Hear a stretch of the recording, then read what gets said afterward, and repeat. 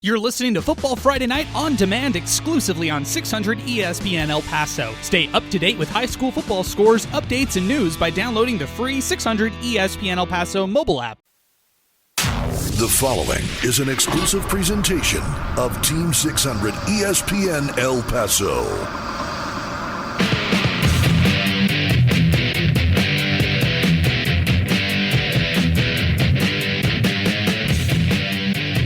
This is Football Friday Night on 600 ESPN El Paso. Here are your hosts, Beau Bagley and Paul McKinnon.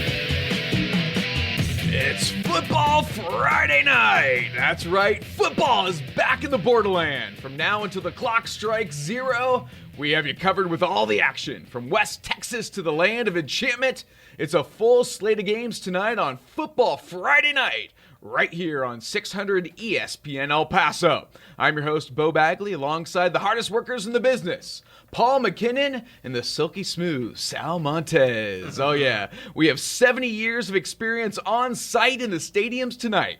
Our 600 ESPN El Paso high school football reporters are working that beat to bring you the best coverage possible.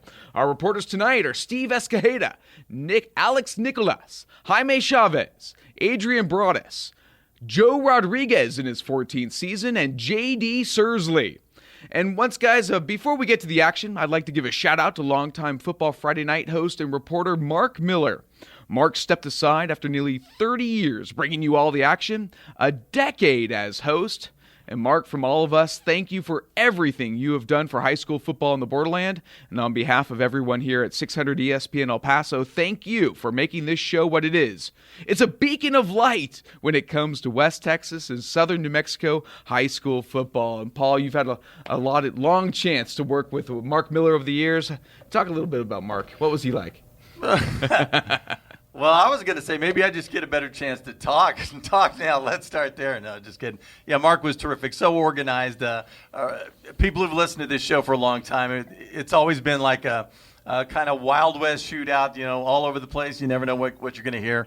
But when Mark did, he's a guy of structure, and he really gave this show a lot of structure, and I think gave it a direction. It's a lot more serious show now.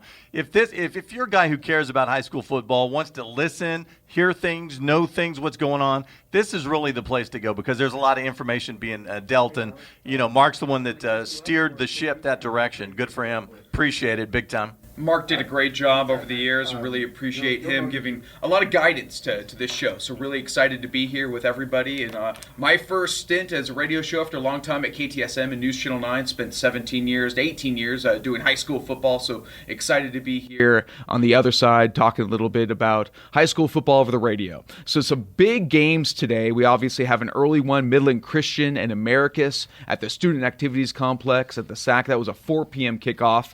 We also have Parkland Eastwood, one of our top games of the night. Canutillo at Burgess, another big one. Del Valle at Coronado. I always love this time of the season. Some of these early matchups you don't see out of district. A lot of fun rivalry games, especially to start off. Andrus Chapin last night to take a point.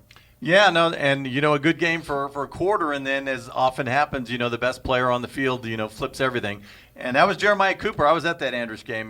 Del Valle jumped out to a quick lead, 7-zip, but the very next play, Jeremiah Cooper touches the ball for the first time out of the slot. They throw him a little bubble. He zigs right, he zigs left, he goes up the middle, a little more to the left, a little more to the right. 60 yards later, all the way down to the 4-yard line. Malachi Doe punches it in from 4 yards out on the very next play. Cooper had a touchdown run out of the Wildcat late in that one, had a 52-yard punt return. My point was, what in the world are you doing kicking the ball to Jeremiah Cooper with like 30 seconds left? That play was brought back due to an offsides penalty. But even then, coming out in the second half, 21-6, they were up. Put Cooper back, Wildcat again, and it was Cooper right, Cooper left, Cooper up the middle until a little 19-yard jet sweep to Anderson, 28-6. Pretty much game over. Jeremiah Cooper just took that game in his hands and took charge. And the final score there, Andrus took care of Chapin 42-13. In other action last night, Irvin topped Hanks 49-27, and also Bel Air topped Socorro 21-6. A lot of good games again tonight. Other games in action that we have, the Iceman Brandon Cohn is over at Austin High School. The Austin Panthers hosting the Horizon Scorpions. Also, Joe Rodriguez down in Clint Lions Stadium. They're hosting Monahans. El Paso is at Riverside. A late game tonight, Eastlake is against El Dorado at the SAC. That should be a fun one. We'll head back out to the SAC and Alex Nicolas in just a moment. Also, Joe Rodriguez, we'll get a report from him. That's a 6:30 p.m. kickoff down in Clint. Paul, we were talking a little earlier. It's hard to throw away the season of 2020 during a COVID-19 pandemic, all the forfeitures, everything everybody had to go through in social distancing, mask wearing, vaccines or not. Your take on 2020, and where do we leave us in 2021? Well, I always look at it from, I'm not a historian, but I play one on TV. I always look at who the district champs are and things like that, and everything just turned out so nettily. I mean, in 6A, congratulations to Eastwood. They were district champs. Second time in 3 years, I remember in Super 5A a couple of years ago. But Eastlake goes undefeated in the district, their first time in 6A. And wind up finishing second because they didn't play as many games as Eastwood. You remember how it was back then. Okay, well, let's play on a Wednesday. Okay, let's play a Thursday. Is your Tuesday open? Let's fit a game in there. So they play one less game. They don't get a district championship, but then you flip over to District 2 5A. You have a three-way tie for first place among Burgess, Andrus, and Irvin. Well, Irvin's 3-0, beat a few softies. Andrus is 3-0, a good win over Austin in there. Burgess is 2-0. Wait, one of these things is not like the other. It's been a while from Sesame Street. But those teams aren't tied, but yet they are tri-champs for those guys. And I talked to you earlier about Pebble Hills. They thought worst off, they lose to Eastlake to finish the season. They're going to be in a three-way flip for the final spot.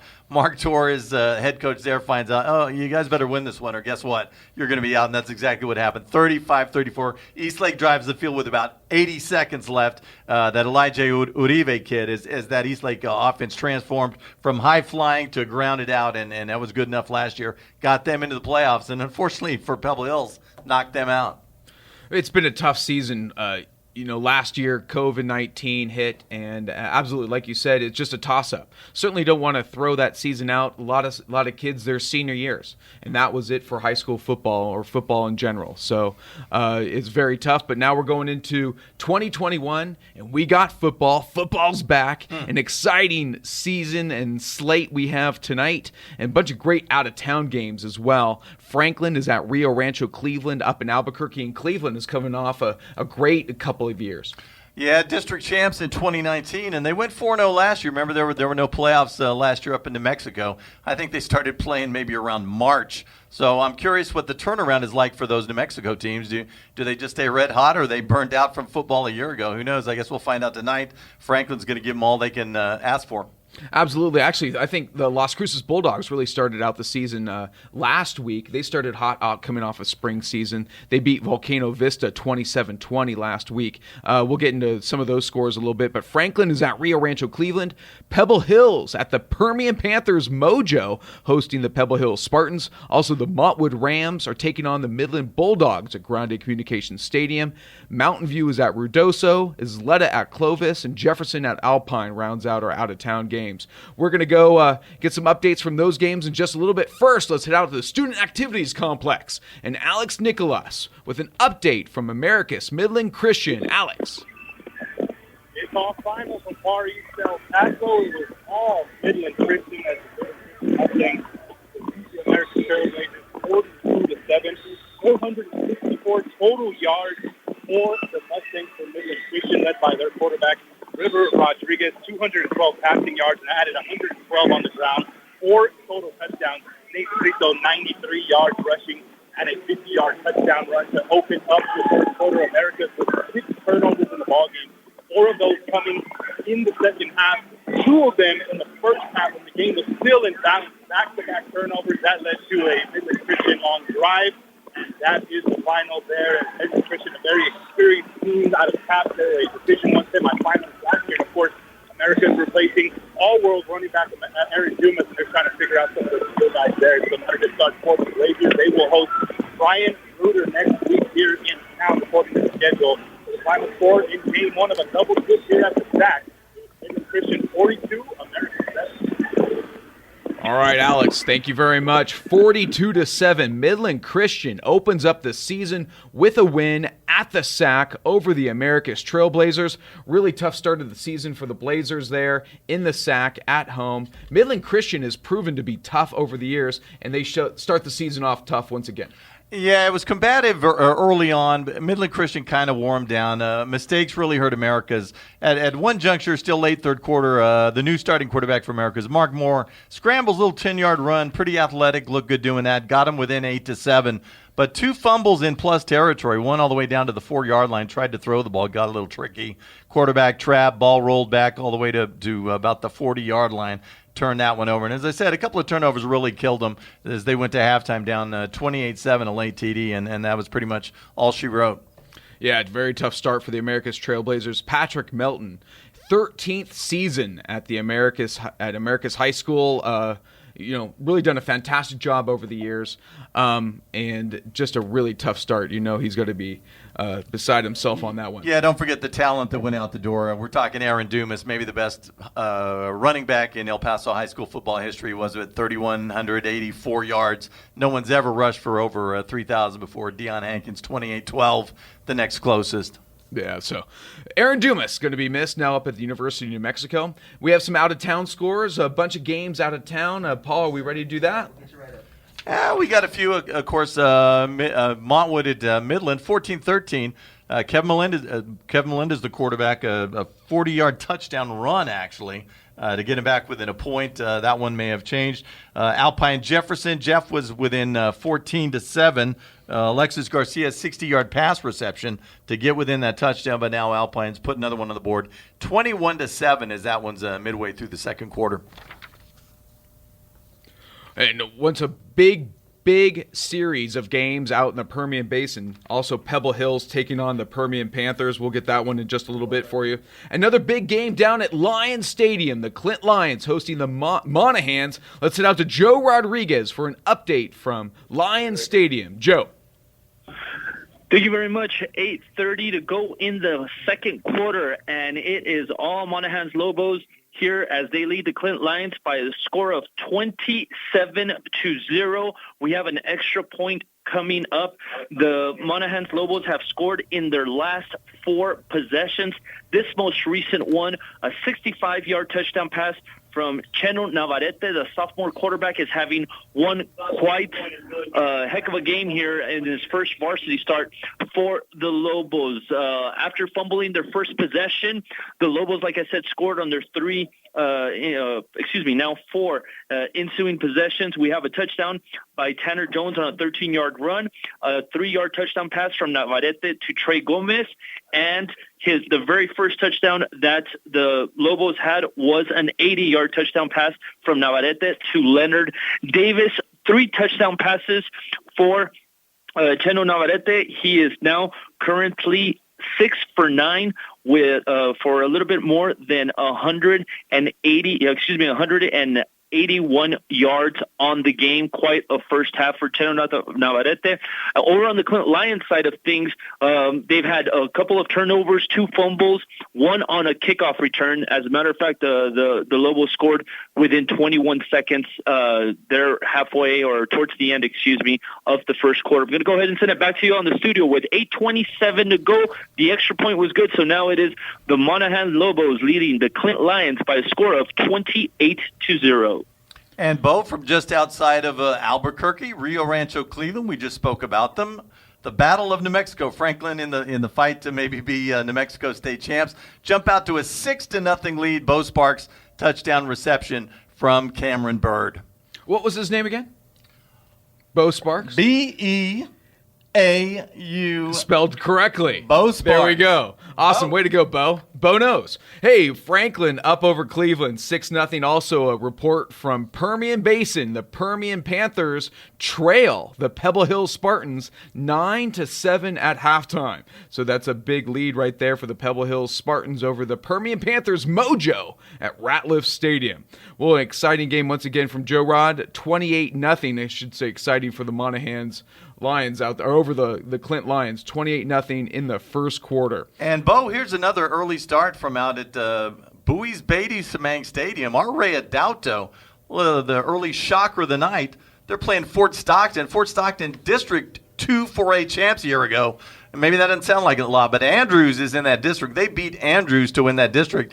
Andrews is the reason Clint couldn't win a district title until they finally left. That's why Clint are 3-time champions. When did Andrews leave? 4 years ago. What a surprise. Bowie High School, 7. Fort Stockton, 6. 7-6, the Bowie Bears in the first quarter. End of the first quarter. That is exciting. Way to go, Bears. The Osos down at Beatty Cement Stadium. Winless a year ago. Wow, great job by the Bowie Bears. Nice start right now. Let's see if they can hold on. Once again, we got a lot of games for you.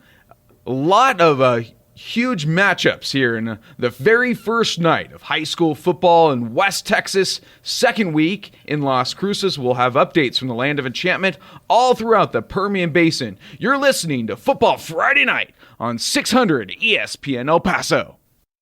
Football Friday Night on 600 ESPN El Paso.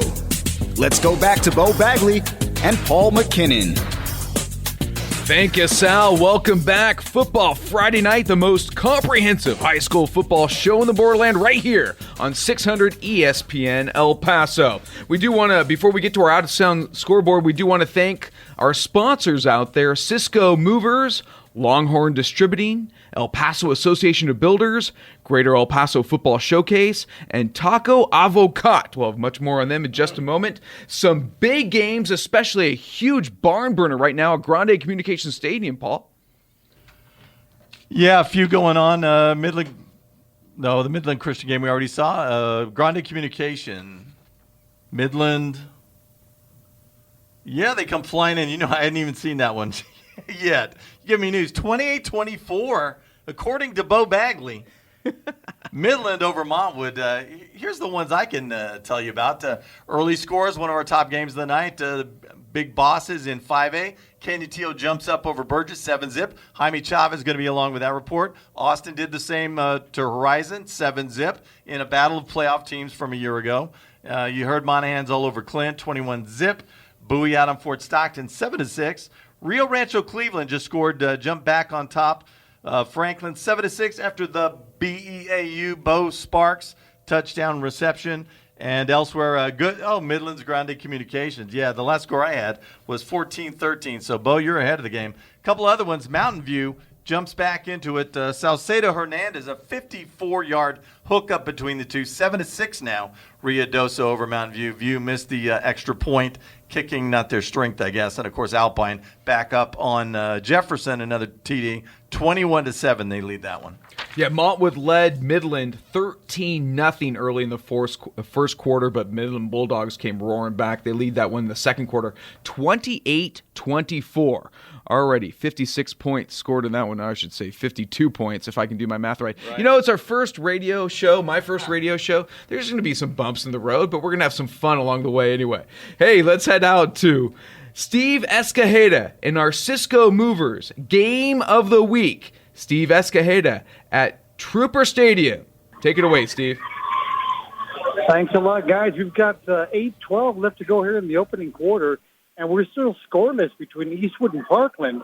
Eastwood got the ball first, and I'll tell you, it took them 7 plays to go 83 yards. That drive was capped by a 52-yard pass completion from quarterback Andrew Martinez to the running back, Sam Lopez. Caught it on the 20-yard line, dodged a few guys, and appeared to be going in for a score. He was hit and fumbled the ball inside the 5-yard line. Parkland's 5-yard line, the Matadors recovered at about the 4 and took over from there. A huge opportunity lost by the Troopers.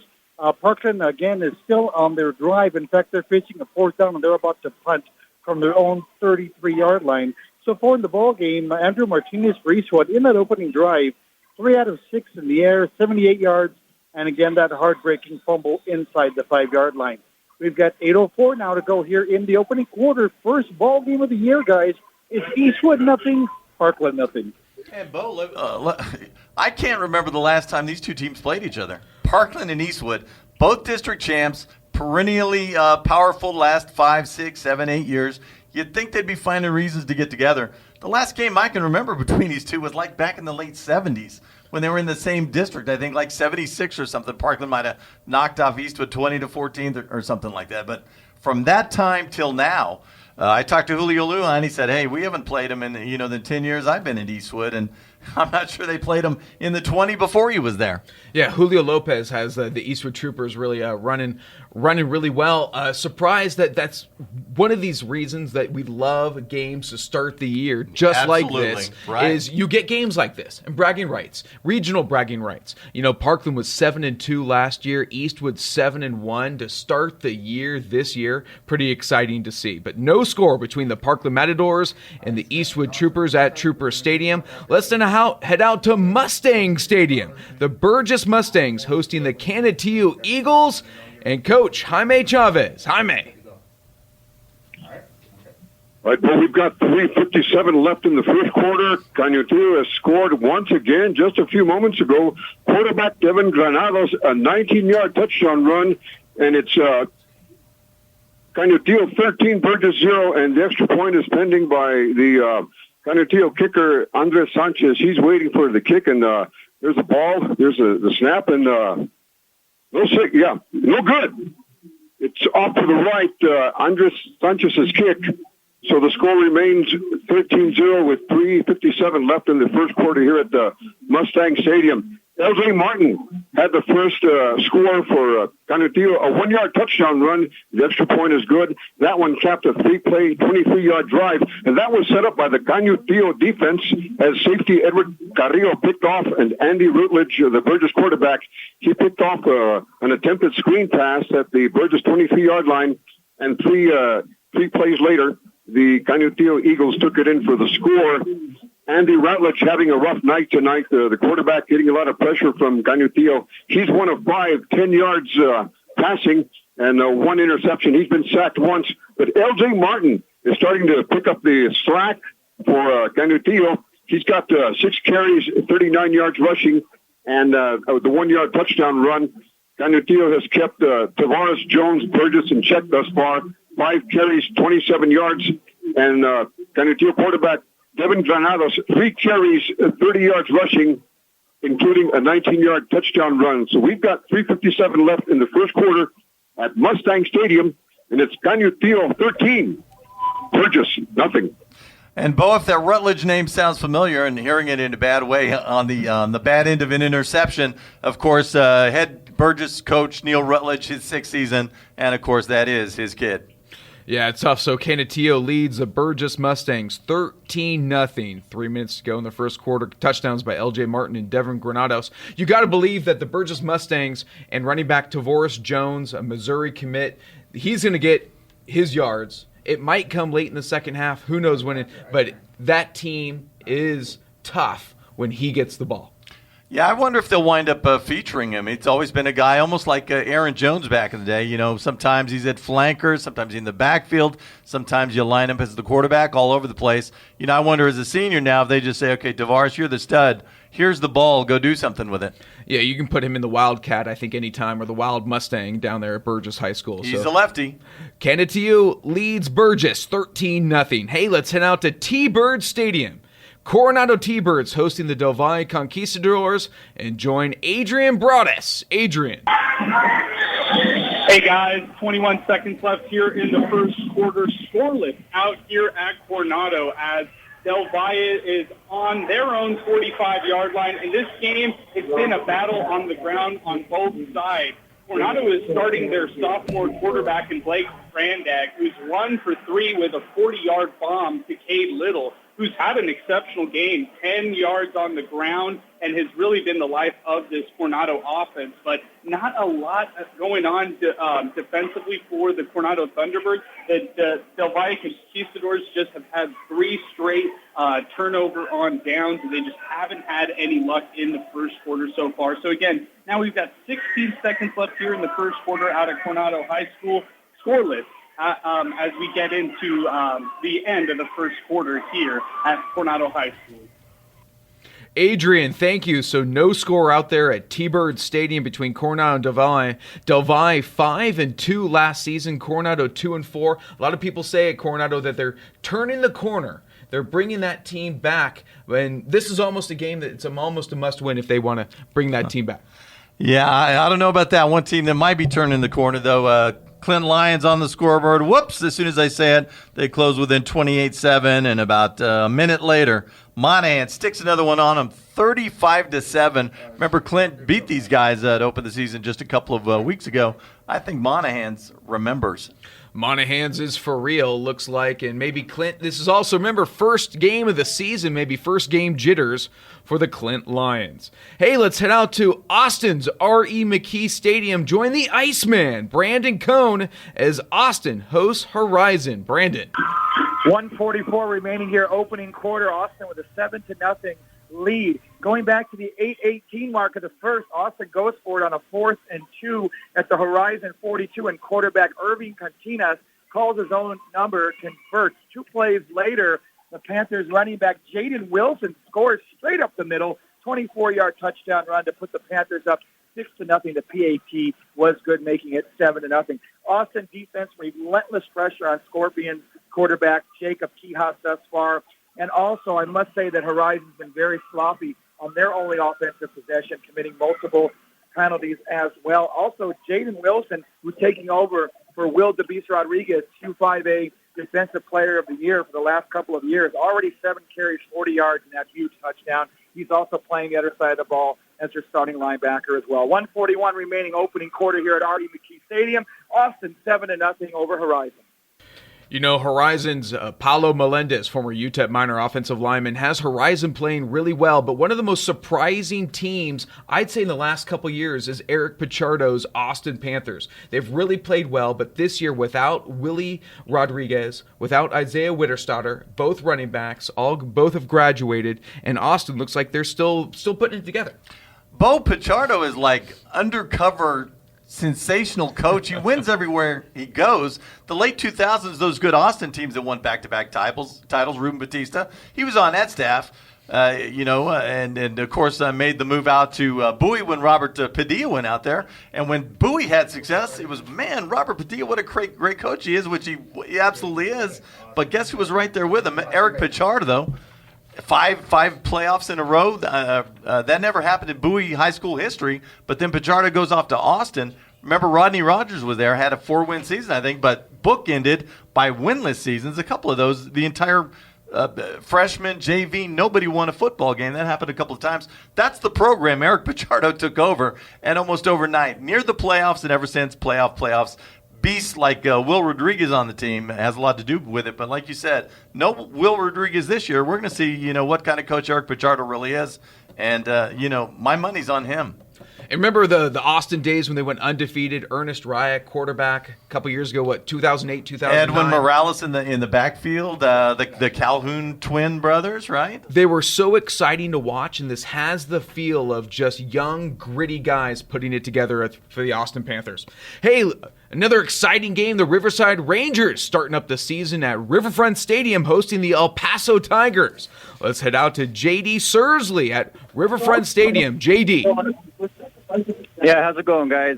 15 seconds left in the first quarter. The Rangers are up 14-6. Missed field goal by El Paso High. Speedy Munoz has the ducks and dogs for a 9-yard touchdown run. Then he did a 2-yard pass to get Jose Guadardo, number 2. Back to you guys. JD, thank you very much. So the Riverside Rangers lead the El Paso Tigers 14-6 in the first quarter. Riverside really going to put a fun season together. They're aiming for a 4A district title. Let's head out back to Lion Stadium. Join Joe Rodriguez as the Clint Lions host Monahans. Joe. 1-0 from Kennedy. 2 minutes to go in the first half, and it is all Monahans leading the Clint Lions by a score of 35-7. A 3-play, 57-yard drive, ending in a 46-yard quarterback keeper by Cheno Navarrete. Gave the Monahans Lobos a 35-7 lead, but not before the Lions got on the scoreboard. A 7-play, 55-yard drive, and that ended in a 30-yard touchdown run by quarterback Isaiah Gonzalez. Right now, the Clint Lions are currently in midfield with 1st and 10 coming up, desperately trying to get into the end zone, running their 2-minute offense. if they have one, considering they run the ball so much. But still, they're trying to get things done, and they just pick up another first down across midfield into Monahan's territory. It's going to be a 1st and 10 coming up at their own 36-yard line. Anyhow, I'll send it back to you in the studio with 1:35 left in the second quarter. It is Monahan's leading Clint by the score of 35-7. All right, Joe, thank you very much. Once again, 35-7. Monahan's leads Clint right before halftime. Tough way to start the season for the Clint Lions. Yikes. Wow. 35-7 right now. We'll have much more as we come around for Football Friday night, a huge slate of games. We'll be right back after a few minutes of break here. You're listening to 600 ESPN El Paso. Welcome back to Football Friday night right here on 600 ESPN El Paso. We have a score rundown. Let's go down a rundown of scores. Thanks to Longhorn Distributing, Americus falls to Midland Christian 42-7. Tough way to start the season for the Americus Trailblazers. In the first quarter, Parkland leads Eastwood 7-0. Canutillo leads Burgess 13-0 in the first. No score between Del Valle and Coronado. Austin leads Horizon 7-0 in the first quarter. 14-0. Should get up that 14-0. Austin over Horizon in the first quarter. Monahans over Clint 35-7. Riverside over El Paso High 14-6. And a nightcap tonight. We have some other out-of-town scores real quick. Bowie up over Fort Stockton 7-6. Franklin trails Rio Rancho Cleveland 21-6. And at halftime, the Midland Bulldogs lead the Montwood Rams 28-24. At halftime, Pebble Hills leads Permian 9-7. Nice job by the Spartans out there. And Ruidoso leads Mountain View 7-6. In Alpine, Jefferson trails Alpine 21-7. Another big game tonight at the SAC, the Student Activities Complex, the nightcap. The El Dorado Aztecs hosting the East Lake Falcons. For a preview, let's go out to Alex Nicholas at the SAC. Alex. Good evening, gentlemen. 9 minutes away from the opening kick. The El Dorado band is out on the field as we prepare for the Socorro ISD showdown between 6A and 5A, looking at the East Lake Falcons. And like Paul's been mentioning all night, a quirky finish to the end last year for the East Lake Falcons, 5-0 in district, where they placed second in District 1-6A, lost in the bi-district round to San Angelo Central. Ruben Rodriguez's second season at the helm of the East Lake program, who's entering their 10th season in varsity. And if you track every El Paso team in their first 10 years of varsity play, East Lake would rank 5th in total wins, and looks like they're all alone in 5th place. That list at the top: Coronado, Chapin in the early 2000s, Franklin, Bel Air, and then East Lake. They're going to replace their all-world quarterback, Orion Olivas, with his first-year starter, Sebastian Rendon, in their second year in 6A. For the El Dorado Aztecs, 1-4, 1-1 last year. They got into the playoffs and had to forfeit against Amarillo in the bi-district round. Frank Martinez takes over in his first year as the head coach at the Empire. He is a disciple of the Darren Walker, Rene Hernandez coaching tree, so he's bringing over some of that spread offense concept over here to East El Paso. They will roll out 2 quarterbacks this evening. Talking with offensive coordinator Andrew Macias, we'll see Quincy Estrada, who will run the first 2 series, and then a veteran quarterback, senior Richard Portillo, will run 2 series after that. And Quincy Estrada, interesting story with him. He was attempting to transfer to Parkland this year, but instead is here at El Dorado with a new coaching staff, refreshed and ready to roll in the 2021 season. So 7 minutes away from kickoff between East Lake and El Dorado. We'll have updates as soon as this one gets kicked off, guys. Fantastic information. Thank you very much, Alex, out there at the SAC. Once again, a 7:48 kick between El Dorado and the East Lake Falcons. Now to our game of the week between Parkland and Eastwood. Game of the week sponsored by Cisco Movers. Cisco Movers can help with packing, boxing, heavy lifting, and moving your belongings to your next destination. They also offer storage at their facility. Take it from a family-owned company like Cisco Movers. They will give you a great price and help you on your next big move. Get started by filling out a request form at CiscoMovers.com. Cisco Movers, the best move you'll make in El Paso. Now to our game of the week. Parkland at Eastwood with Steve Escajeda. Steve. Thanks a lot, guys. 1:58 and counting here, still in the first quarter. 1:58 to go in the first quarter, and it took a little while for the offenses to get going, but they certainly have. It's now Parkland 7, Eastwood 7. The Matadors got on the board first at the 3:45 mark Isaiah Beasley scoring on a 6-yard run. Again, Alexis Mata added the extra point to 7-0. Eastwood followed about 33 seconds later, scoring on a 68-yard touchdown pass. Andrew Martinez to Isaiah Pena to tie things up. So we've got a lot of fireworks in the last couple of minutes. So far in the ball game for Eastwood, Andrew Martinez 5 out of 12, but 151 yards and a touchdown. And Isaiah Pena, 3 catches, 83 yards, and that 1 score. So we're under a minute now to go in the first quarter. Finally, it's Eastwood 7 and Parkland 7. And Beau, in case you're a little uninitiated on this, Steve Escajeda tends to have some pretty crazy games. Julio Lopez did say he loves his receiver core this year. They're all over 6 feet. But the one guy who returns is Isaiah Pena. He's had big catches over the last couple of years, and of course goes 68 in this one to tie things up. One other note, San Elizario just finally kicked off. They had a lightning delay out there, so they're running a few minutes behind. San Elizario at Anthony. And Steve, thank you very much. Tied at 7 at Trooper Stadium between the Eastwood Troopers and Parkland Matadors. So Steve gets the good ones, huh? I wonder what he does. Some maybe under-the-table little money sliding the way to get the best games. I'm not sure what Steve's doing out there, but he's getting it done. So thank you very much, Steve. Last check, it was Canutillo 13-0 over the Burgess Mustangs. Let's head out to Coach Jaime Chavez at Mustang Stadium. Coach. And we've got 8:17 left in the half. The Burgess is now they're on the scoreboard. Burgess quarterback Andy Routledge, a 90-yard touchdown pass to Sean Street. The extra point is good, and that was the first play of the second quarter for the Mustangs. Canutillo, a pair of running touchdowns, one by L.J. Martin, a 1-yard touchdown run. Martin, he's got 12 carries, 65 yards rushing, running right at the heart of the Burgess defense. And quarterback Devin Granados, a 19-yard touchdown run, 3 carries, 30 yards rushing, but that extra point was wide to the right. And Tavares Jones, he's been kept in check thus far. The Burgess Mustangs running back, 7 carries, 30 yards rushing. So once again, we have 8:15 left in the half. At Mustang Stadium, it is Canutillo 13 and Burgess 7. Scoring update from Bowie's Beatty Samang Stadium. Fort Stockton on the board again. Dom Aguilar, 40-yard run, 13-7 now. Stockton back up on top of Bowie. But we said Bowie winless a year ago. They're giving him a fight.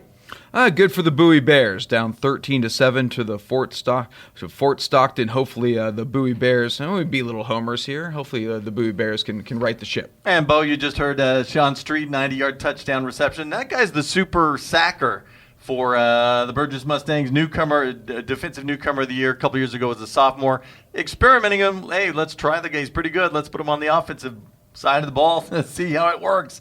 Well, I'd say so far so good.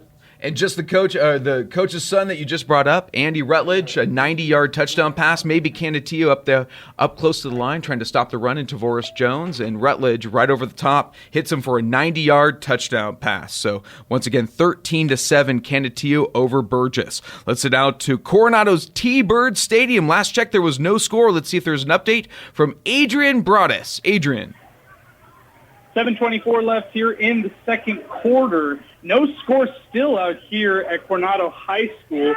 It's the Del Valle Conquistadors who lead the way on the ground. They've got 55 yards on the ground today, 0 through the air from their new quarterback in Jesse Ramos. Been a struggle on both ends, just trying to generate any sort of offense. Coronado missed a 26-yard field goal by Owen Levesque. That was no good in the first quarter. So, again, we've got 7:24 out here in the second quarter, scoreless out here at Thunderbird Stadium.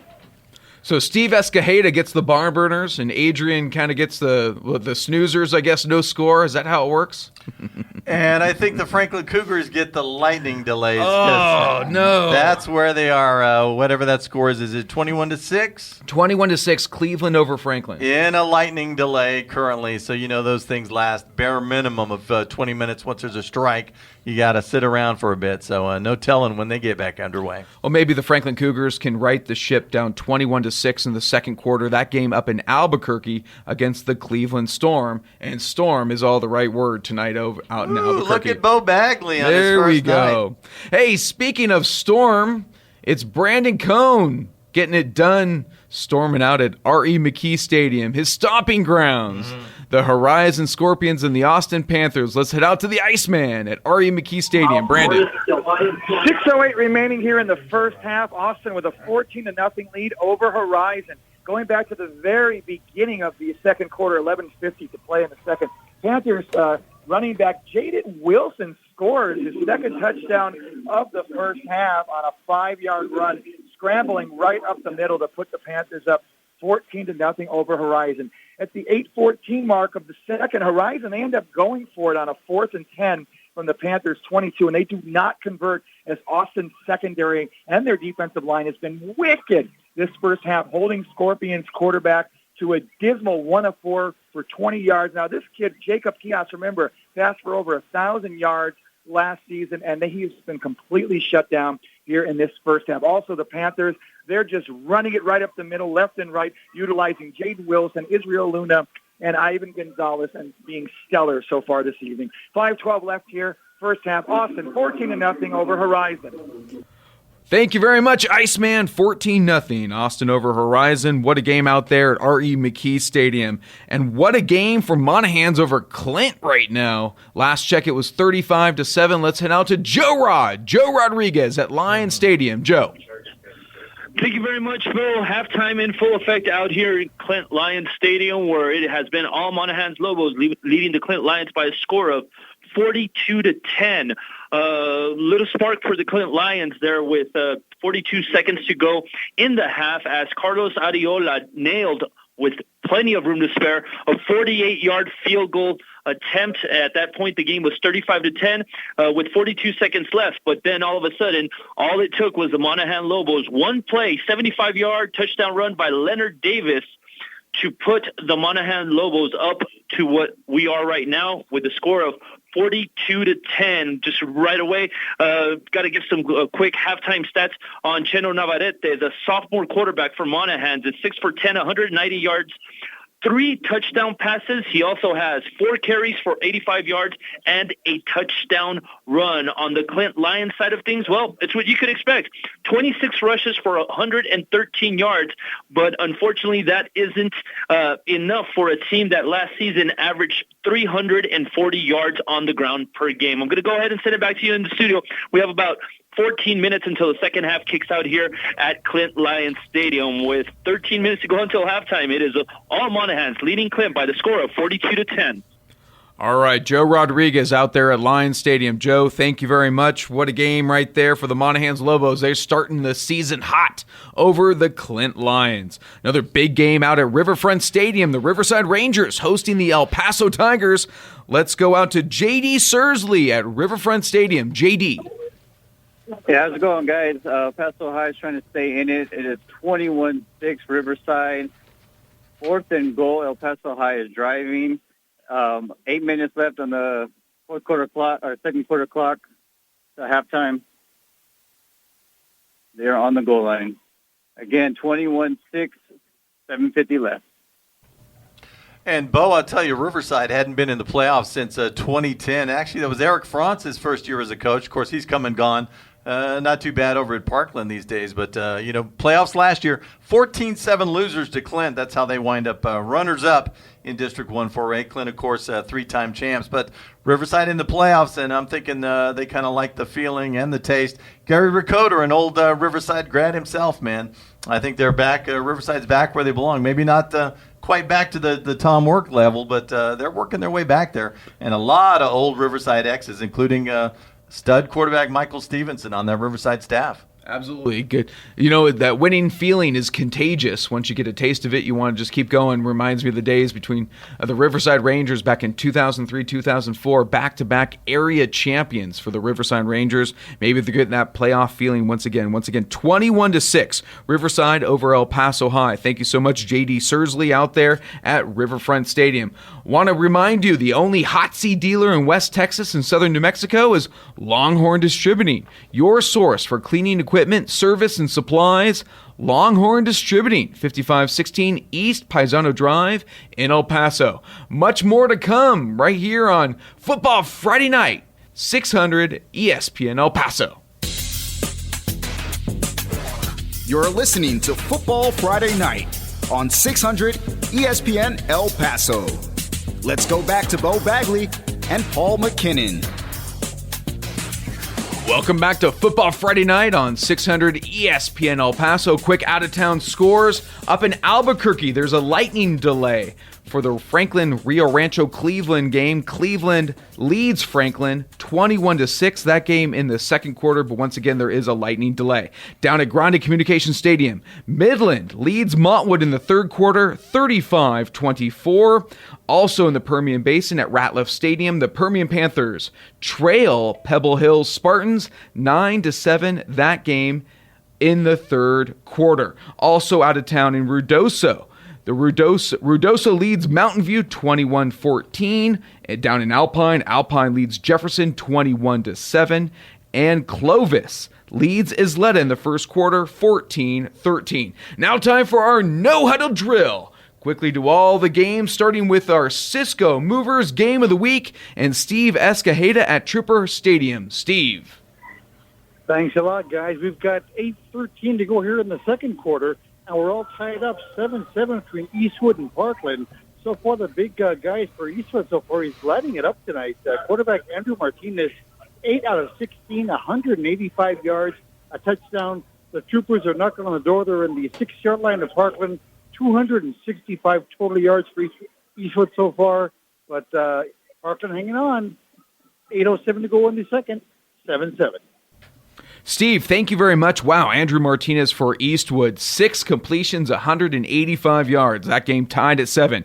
Now out to Mustang Stadium. Let's join Coach Jaime Chavez with Burgess and Canutillo. Coach. 3:31 left in the half, and it's now Canutillo 22, Burgess 7, L.J. Martin. Canutillo running back, 15 carries, 116 yards rushing. He's got 2 touchdown runs of 38 and 1 yard. And Tavares Jones being held in check for the Burgess Mustangs, 9 carries, 22 yards rushing. 3:31 left in the half at Mustang Stadium. It is Canutillo 22, Burgess 7. Wow, the Canutillo Eagles really surprising, playing well. 9 straight points for them right now, 22-7 over the Burgess Mustangs. Let's head out to T-Bird Stadium and join Adrian Broadus for the Coronado Del Valle game at T-Bird Stadium. Adrian. 1:53 left in the first half. Out here at Thunderbird Stadium, still scoreless, but Coronado is threatening down to the Del Valle 28-yard line. It was their sophomore quarterback, Blake Grandad, who completed a 28-yard pass to Mateo Grajeda, and that is how Coronado right now is down to the 28-yard line. So again, with 1:36 left in the opening half, no score so far between Coronado and Del Valle. A tough one to start the season there for Coronado and Del Valle. No score late in the first half. Thank you, Adrian. Now let's head out to the Iceman, Brandon Cohn at R.E. McKee Stadium as the Austin Panthers host the Horizon Scorpions. Brandon. 2.6 seconds to go here in the first half. Austin, 14-0 over Horizon. The Panthers just had a score that was called back because of an unsportsmanlike penalty on the Panthers. It would have been a nice razzle-dazzle play. Would have been the third touchdown for Jaden Wilson. Almost half here, R.E. McKee Stadium. Austin 14-0 over Horizon. Wow, the Austin Panthers could be up 21-0. Instead, a touchdown taken back on sportsmanlike conduct, 14-0. Thank you very much, Brandon. Austin over Horizon. Let's head out to J.D. Sursley in Riverfront Stadium. The Riverside Rangers hosting the El Paso Tigers. J.D., go for it. All right, sounds good. A little under 6 minutes in the first half. Riverside still leading 21-12. El Paso High, 1 missed field goal, 1 missed 2-point conversion. It's been a little slugfest recently, a lot of flags. But, again, under 2 minutes, 21-12, Riverside. JD, thank you very much. 21-12, the Riverside Rangers. Let's see if the Tigers can make a game of it. Now let's head out to the SAC, the late game, the night game between El Dorado and Eastlake. Let's join Alex Nicholas at the SAC. Alex. Lightning strike right here, fellas, but it didn't come from the air. It came from Eli Uribe, senior with a 67-yard kickoff return, setting up Eastlake in prime fashion. 3 plays later, Uribe throws a strike to the near side pylon to Anthony Moreno, and that opens up the score. 7-0 Eastlake in the lead, 10:02 left in the opening quarter. The Eastlake Falcons strike first over the El Dorado Aztecs at the Student Activities Complex. That should be a barn burner tonight between the Falcons and the Aztecs. Thank you, Alex. And that's a look at our quick 2-minute drill here on 600 ESPN El Paso. Football Friday night in your out-of-town scoreboard, all coming up next. You're listening to Football Friday Night on 600 ESPN El Paso. Let's go back to Beau Bagley and Paul McKinnon. Welcome back to Football Friday Night right here on ESPN Radio 600 ESPN El Paso. Some scores to go through with you earlier today. The matinee at the SAC, Midland Christian tops Americus 42-7 in the second quarter. Parkland up top on Eastwood 13-7. Canutillo right now leads Burgess in the second quarter 22-7. No score between Del Valle and Coronado. That one inching closer to halftime. We'll get an update. An update from R.E. McKee Stadium. The Austin Panthers lead the Horizon Scorpions 20-0 at the half. Clint leads Monahans 42-10. And at Riverfront Stadium, the Riverside Rangers lead the El Paso Tigers 21-12.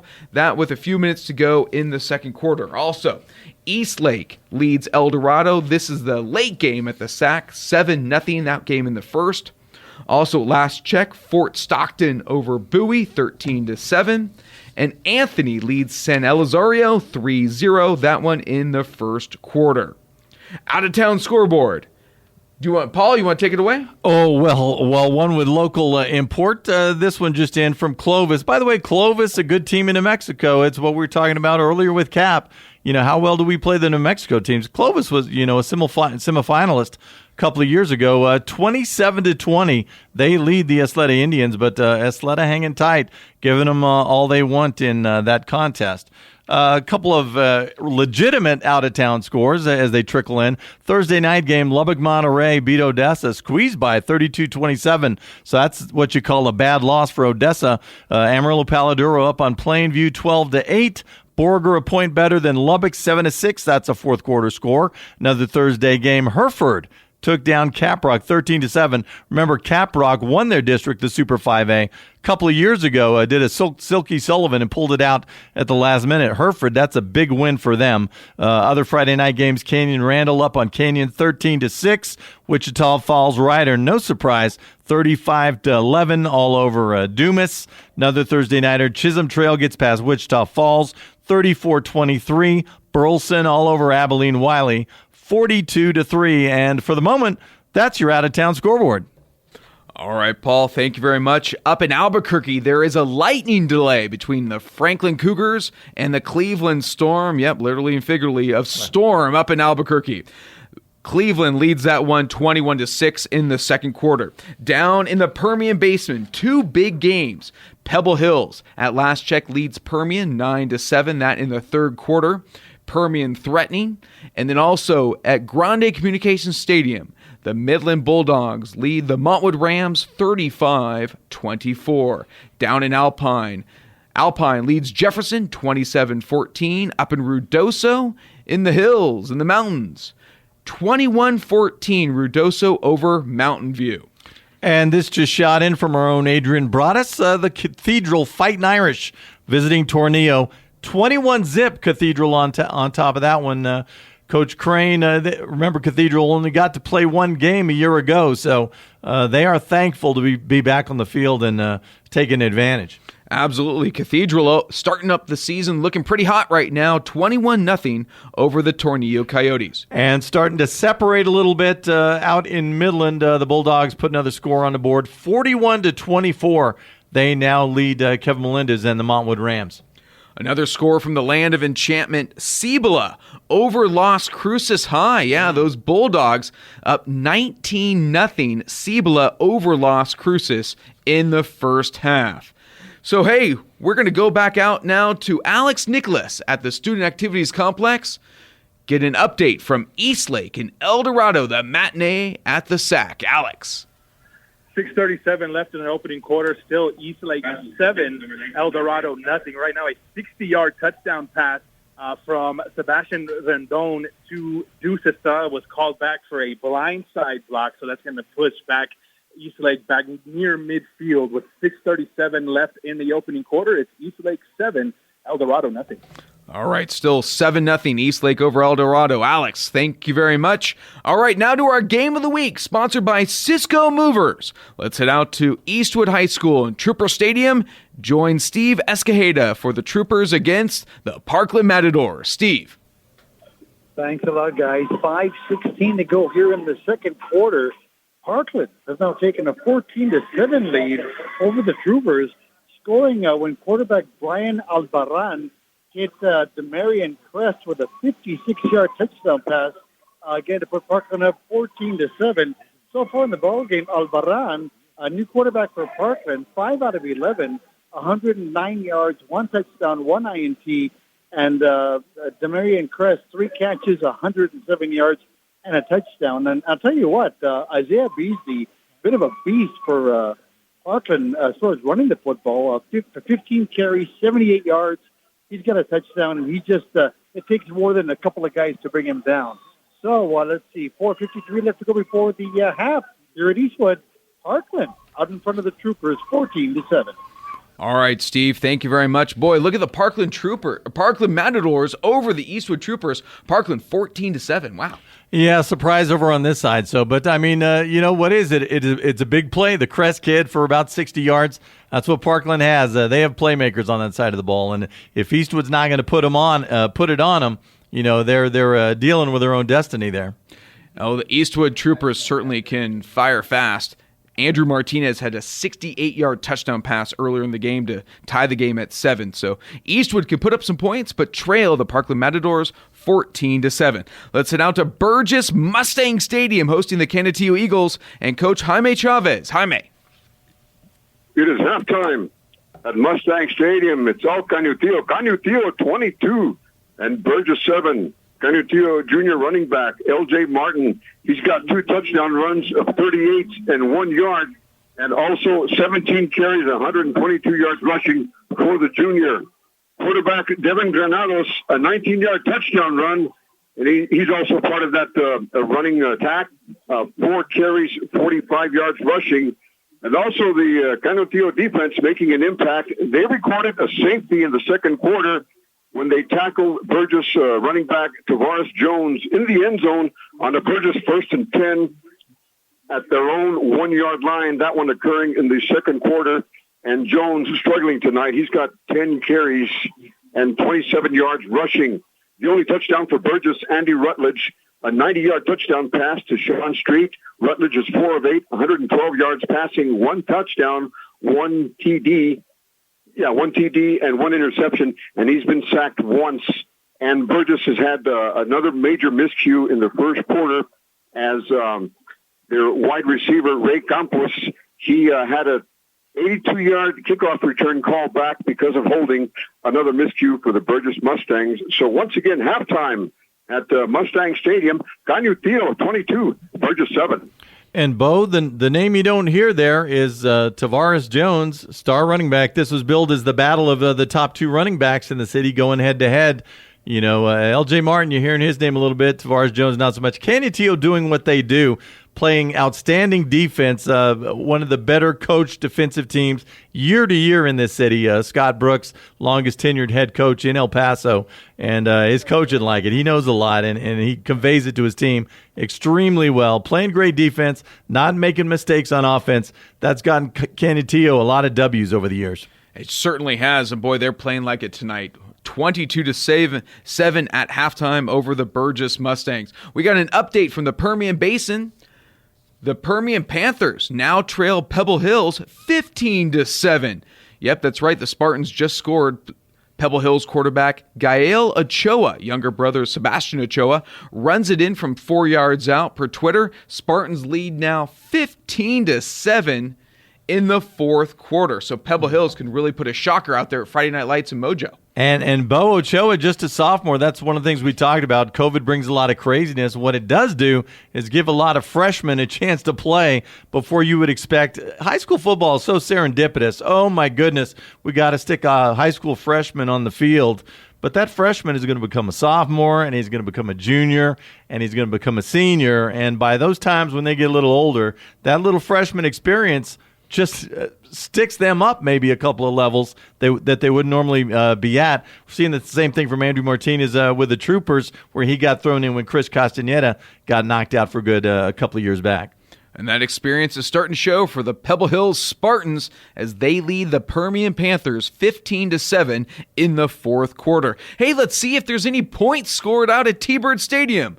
Coronado hosting Del Valle. Let's join Adrian Broadus at T-Bird Stadium. Adrian.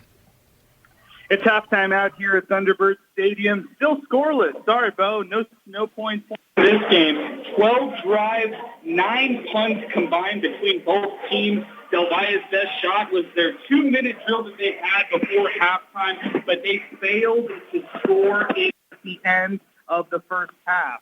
Wide receiver Andrew Felix leads the way for the Conquistadores with 4 catches, 35 receiving yards, while quarterback Jesse Ramos is 6 for 11, 47 yards through the air. Coronado, they had 2 different chances to score in this one when they were in Del Valle's territory, but they couldn't capitalize. Owen Levesque missed a 26-yard field goal, and then they had a turnover on downs when they were down to the Del Valle 28 in the second quarter.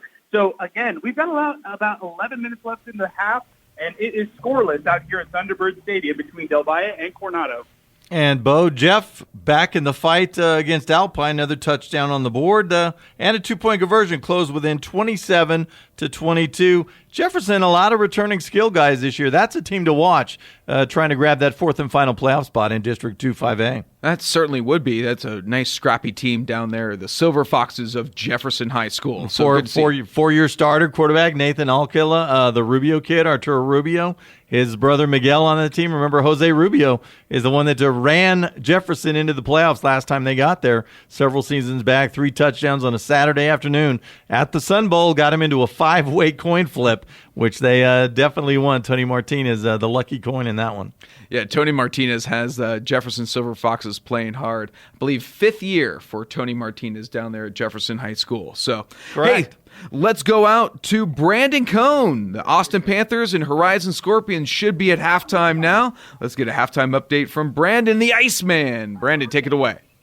Thanks a lot, Beau. Yes, we are at half, 20-0 Austin over Horizon. With 2.6 seconds left in the first half, Austin throws up a prayer as their quarterback Cortinas finds running back Jaden Wilson far left-hand side of the end zone for a 19-yard TD. The PAT was no good, making the score 20-0. Austin at the half, their running back Jaden Wilson, great game so far. 10 carries, 43 yards, 3 total touchdowns, 2 rushing, 1 receiving TD. Also running back Ivan Gonzalez, 9 carries, 65 yards, and their quarterback Irving Cortinas has that 19-yard touchdown. For Horizon, really not much, which is surprising considering how great they were offensively. Remember, 2 of the top offensive players in the city, and Ernie Garcia and Jacob Kihas, for the Scorpions, who were by district champions last season. Get this, Ernie Garcia, over 1,000 yards on the ground and through the air last year, 21 total TDs. He has 3 carries for 9 yards tonight. Also, their quarterback, Jacob Kihas, over 1,000 yards through the air last year, 1 of 4 for 20 yards. Here's the bottom line. The Panther D has been stunning, led by linebacker Sergio Rodriguez, Jaden Wilson, and their defensive tackle, Albert Aranda, been putting relentless pressure on Kihas all night. About 6 minutes to go before the third quarter at R.E. McKee Stadium. All Austin 20-0 over Horizon. Iceman, thank you very much. 20-0, Austin over Horizon. Hey, Beau, an update from Bowie's Beatty Samang. Looks like Fort Stockton finally starting to find their legs. First play of the second half, the quarterback Aguilar goes 60 yards for the score. So 16 seconds into the half, they got points on the board. 19-7 now. Fort Stockton up on top of a feisty Bowie. Fort Stockton looking tough to open up the season at Beatty Samang Stadium. An update from the SAC. Alex Nicolas says the East Lake Falcons go up 14-0 over the El Dorado Aztecs after a 13-play, 92-yard drive ends with a reverse pass from Sebastian Rendon to Elijah Uribe from 20 yards out. Once again now, in the first quarter. Eastlake now up over El Dorado 14-0. Let's head out to Riverside, get an update. This should be at halftime now between the Riverside Rangers and El Paso High Tigers. Let's pick it up with J.D. Sursley at Riverfront Stadium. J.D. Penalty flag down the play. Thank you for that. J.D., take it away. Yeah, guys. Hey, we're at halftime. Riverside leading El Paso High 28-12. A bunch of personalized penalties, but Jose Godaro is definitely a contract man. He has 2 touchdowns and is running all over El Paso High. Thank you. All right, JD, thank you very much. 28-12 at halftime, Riverside over El Paso High. Riverside starting to put it together, 28 points in the first half. They can put up some points, and they're showing it tonight. Nice job by the Riverside Rangers to open up the season. Beau, this one in from a good friend of the show, Russ Bannister, longtime reporter for Football Friday Night. And, of course, he's a New Mexico guy these days with a New Mexico score into the first quarter. Gadsden out to a 12-zip lead over Chaparral. Always tough, Chaparral. So 12-zip Gadsden over Chaparral. Good for Gadsden over Chaparral. I know Chaparral would like to play Huff. They've had some really good seasons over the past years, and Gadsden's still looking for some little glory as well. Also looking for a little glory. There we go. The Jefferson Silver Foxes. I tell you what, they got fight this year. Hey. Sal Montes and his Jefferson Silver Foxes. Southside pride, baby. Another touchdown and 2-point conversion. Nathan Alcala, the 4-year starter, the QB, punches one in, and the 2-point conversion. Jeff up out on top of Alpine, 30-27. That one's got to be fourth quarter by now. Wow, look at that. Jefferson trailed in that one, 27-14. So outscoring the Alpine there 16-3. Actually, 16-0 on a 16-0 run right now. So nice job by the Silver Foxes of Jefferson High School. At halftime right now, Cibola, shocker of the Las Cruces Bulldogs. 19-0 at halftime. Cibola over Las Cruces High. Let's head out to Lions Stadium. Enjoy Joe Rodriguez with an update from Monahans and Clint. Joe. 2:46 left in the third quarter, and it is all Monahans continuing to lead the Clinton Lions by a score of 49-10. On the Monahans Lions' first possession of the game, of the second half, they went 80 yards in 4 plays, capped off with a 20-yard touchdown pass from Cheno Navarrete to Jamarcus Pickens. That was the extra point was good on that, and right now we got a 4th and about 7 situation for the Clint Lions at their own 43-yard line. So with 2:16 left in the third quarter, it is all Monahans leading Clint by the score of 49-10. Yeah, this one is all Monahans. Joe, thank you very much. Wow, 49-10 right now. Tough game to start the season for the Clint Lions right now at Lions Stadium. Some other out-of-town scores. Once again, Pebble Hills leads Permian 15-7, that game in the fourth quarter. Ruidoso over Mountain View, 21-14. Jefferson over Alpine, 30-27. Franklin and Rio Rancho Cleveland in a lightning delay. That one, 21-6. Cleveland over Franklin. In Midland, Grande Communications Stadium, 35-24. Midland over Montwood. And at last check, Clovis leads Isleta 27-20. Let's head back out to the Student Activities Complex and Alex Nicholas with an update from Eastlake and El Dorado. Alex. Hot action, gentlemen, on a 4th down play. It would be at 4th down and 7. It would be the quarterback from El Dorado, Richard Portillo, hooking up with a new name to learn, Andre Thomas, on a 31-yard strike. It was a crossing route, a strike thrown right in the chest. Actually, it was a little bit high. Thomas had to reach up and get it. He runs the rest of the way, and it is a ball game here at the SAC. 1:23 left in the opening quarter. Eastlake 14, El Dorado 7. Ooh, Alex, you got a good one out there. Wow, a 4th down touchdown by the El Dorado Aztecs, a 31-yarder. Wow, 14-7. Eastlake and El Dorado at the SAC. That should be a fun one. Yeah, I like that one. I like the Estrada kid from a year ago. We talked about it early. El Dorado, they've been after the Ruben Torres stuff, after he was removed from the position. They took a nosedive. Remember, that was a team that was 3 straight district titles, one under Jimmy Altoff. And then Torres went back-to-back after him. It's been some down years. But sneakily, again, during COVID, they finished second place in that Super 5A district last year, and that's with some young guys. Quincy Estrada, the QB, just a sophomore. They're just going to be better this year, and they could absolutely sneak up on a really good Eastlake team. Absolutely. Look at this, 14-7. Eastlake, one of the top teams in district, and El Dorado looking for the shocker tonight to open up the season. Wow, a fourth down touchdown, a 31-yarder. Some updated scores, Fort Stockton 19, Bowie 7, that one in the third quarter. Anthony, I believe 10-0 over San Elizario.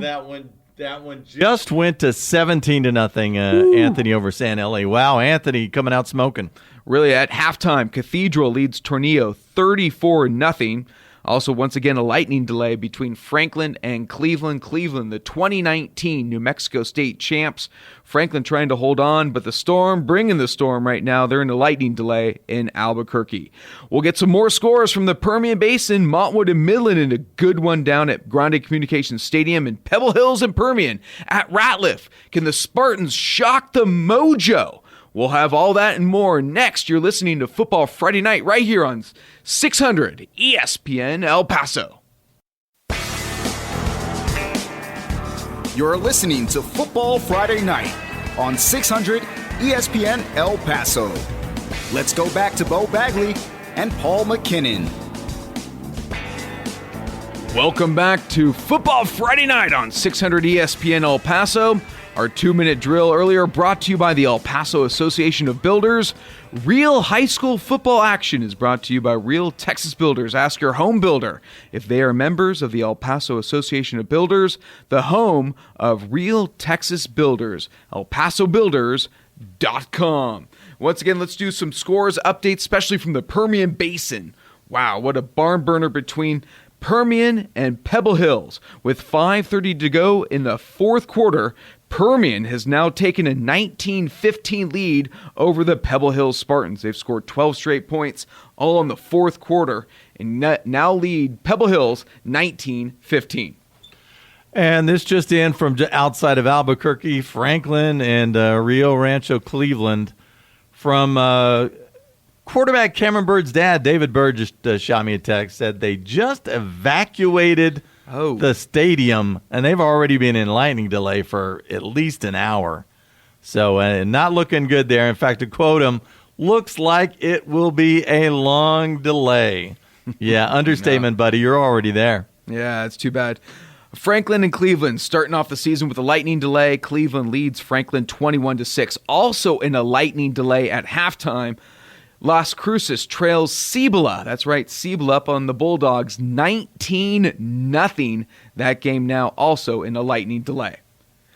Around other action around town, 34-0 Cathedral leads Tornillo. In Tornillo, 34-0. Anthony up top on San Elizario, 17-0.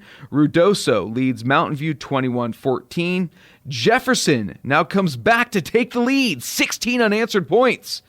30-27 Jeff over Alpine. And that one just into the fourth quarter, so should be a fun final 12 minutes. That should be. Clovis topping Isleta right now in the second half. 27-20 Clovis leads Isleta. And once again, Midland over Montwood. This one's getting away from the Montwood Rams. 11:52 to go in the fourth quarter. Midland leads Montwood 48-24. All right, let's go. And our round table of games, starting with our Cisco Movers Game of the Week. Let's head out to Steve Escajeda and Trooper Stadium for Parkland and Eastwood. Steve, take it away. Thanks a lot, guys. You're right. Halftime here at Trooper Stadium, it is Parkland out in front of Eastwood, 14-7. Parkland got the scoring kind of late in the first quarter. Isaiah Beasley running it in from 6 yards out to make it 7-0. Eastwood answered about 33 seconds later when their quarterback Andrew Martinez hit Isaiah Penny with a 68-yard bomb, and then Parkland scored, and that's where we are right now on an quarterback Brian Albaran 56-yard touchdown pass to Demarius Crest. Individually for the Matadors, they're led on the ground by Isaiah Beasley, 21 carries already, 116 yards and a touchdown. Albaran, 8 out of 16 to the air, 168 yards, a touchdown, and an INT. And Demarion Quest, 4 catches in that first half, 150 yards and a touchdown. For Eastwood, Sam Lopez leads them on the ground, 6 carries for 70 yards.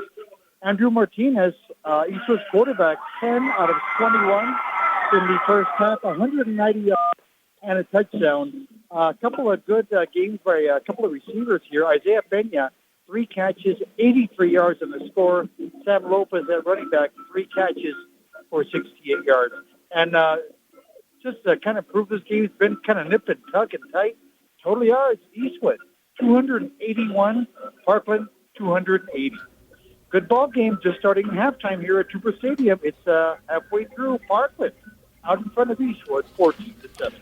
And, Beau, it's all final out in Midland. 48-24, the Midland Bulldogs eventually hold off the Montwood Rams. So a good fight, but not enough fight. The fight was in the dogs.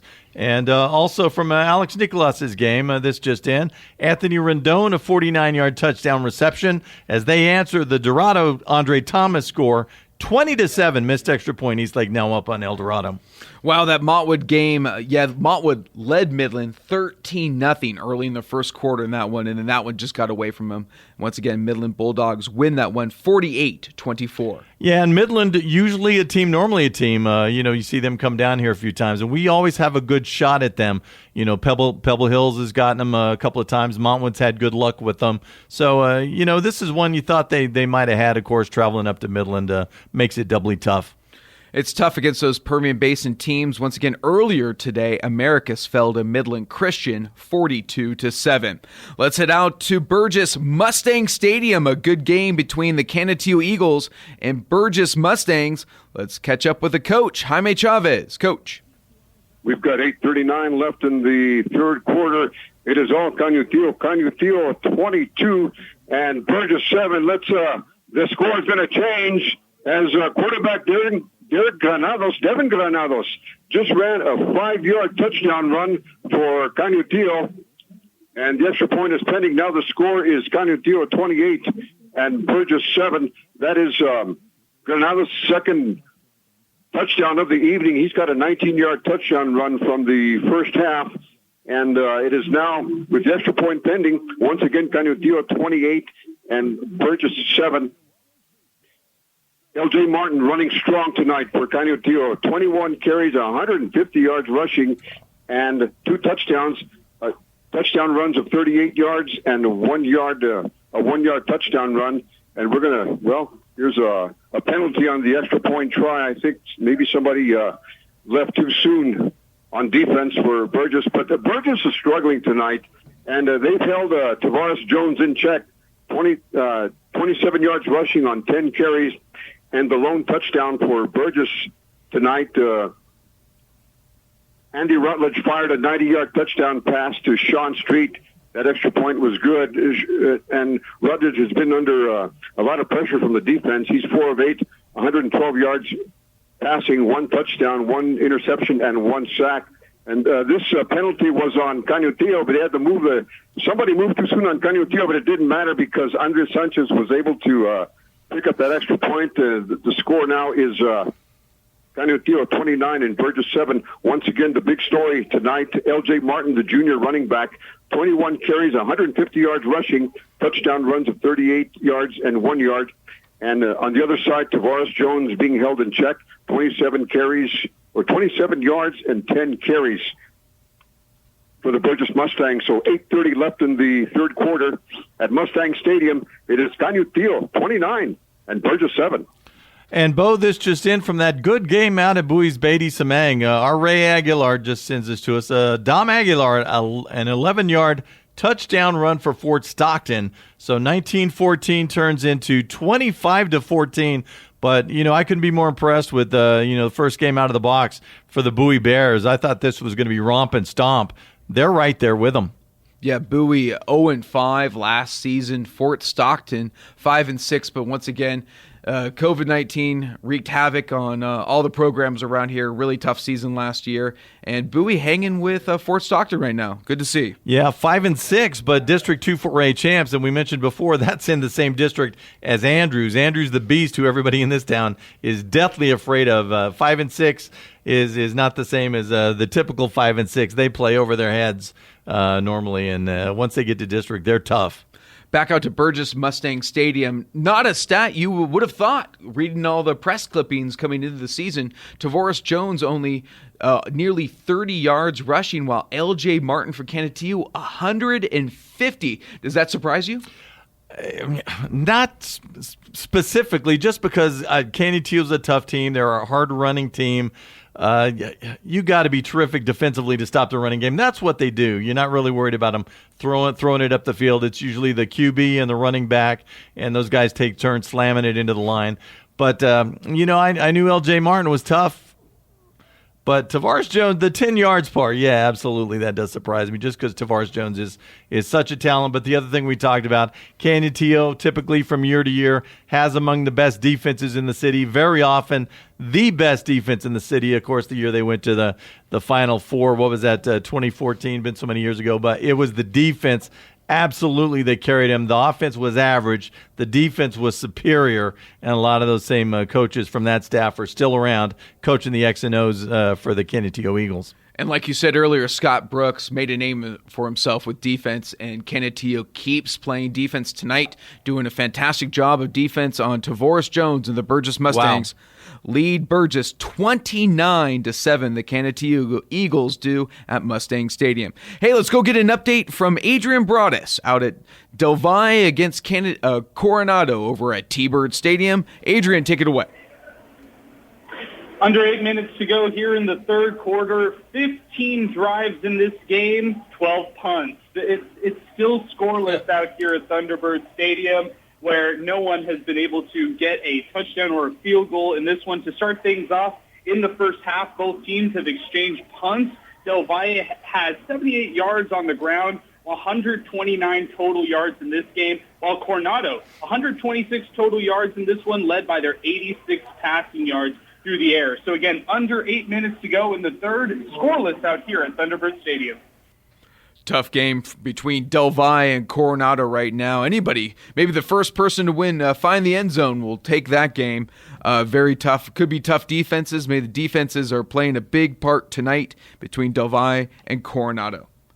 All right, let's head out to Austin's R.E. McKee Stadium. The Horizon Scorpions and the Austin Panthers. At last check, Austin was up 20-0 at halftime.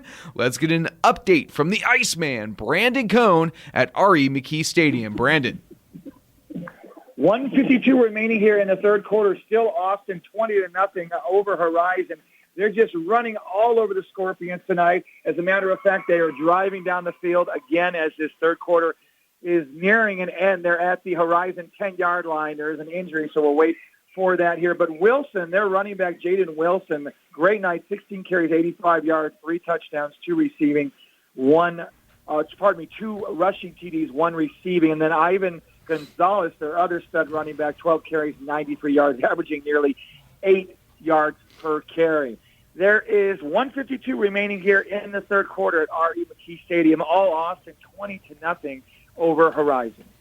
Okay, Brandon, thank you very much. Boy, the Austin Panthers just keep plugging away, playing really well despite losing a lot of offensive weapons and holding Horizon in check, leading 20-0 in the third quarter. They could be hoping for a running clock down at Lions Stadium. Clint Lions hosting the Monahans Lobos. Let's go get an update from Joe Rodriguez at Lions Stadium. Joe. Thank you very much, Beau. 1:18 left in the ball game, and the Clint Lions just scored a touchdown, a 4-yard run by number 24, Kai Mora. Makes it a 49-16 game with the extra point pending. And, well, what can we say? The second half, I think it was just trying, the Monahan Lobos were just trying to close out this game, and they did a rather efficient job of it. Right now, the Clinton Lions are capping off a drive that started at their own 29-yard line that ran for 17 plays, typical Clint Lions fashion. All but one of them were on the ground, and they were able to convert. So from out here at Clint Stadium with 1:18 to go and the extra point coming up, it is all Monahans leading Clint by the score of 49-16. All right, Joe, thank you very much. Wow, 49-16. Nice to see Clint playing with a bit of fight there at the end. Talking about fight, nice to see the Jefferson Silver Foxes fighting. Sal Montes, Arturo Rubio, a touchdown run.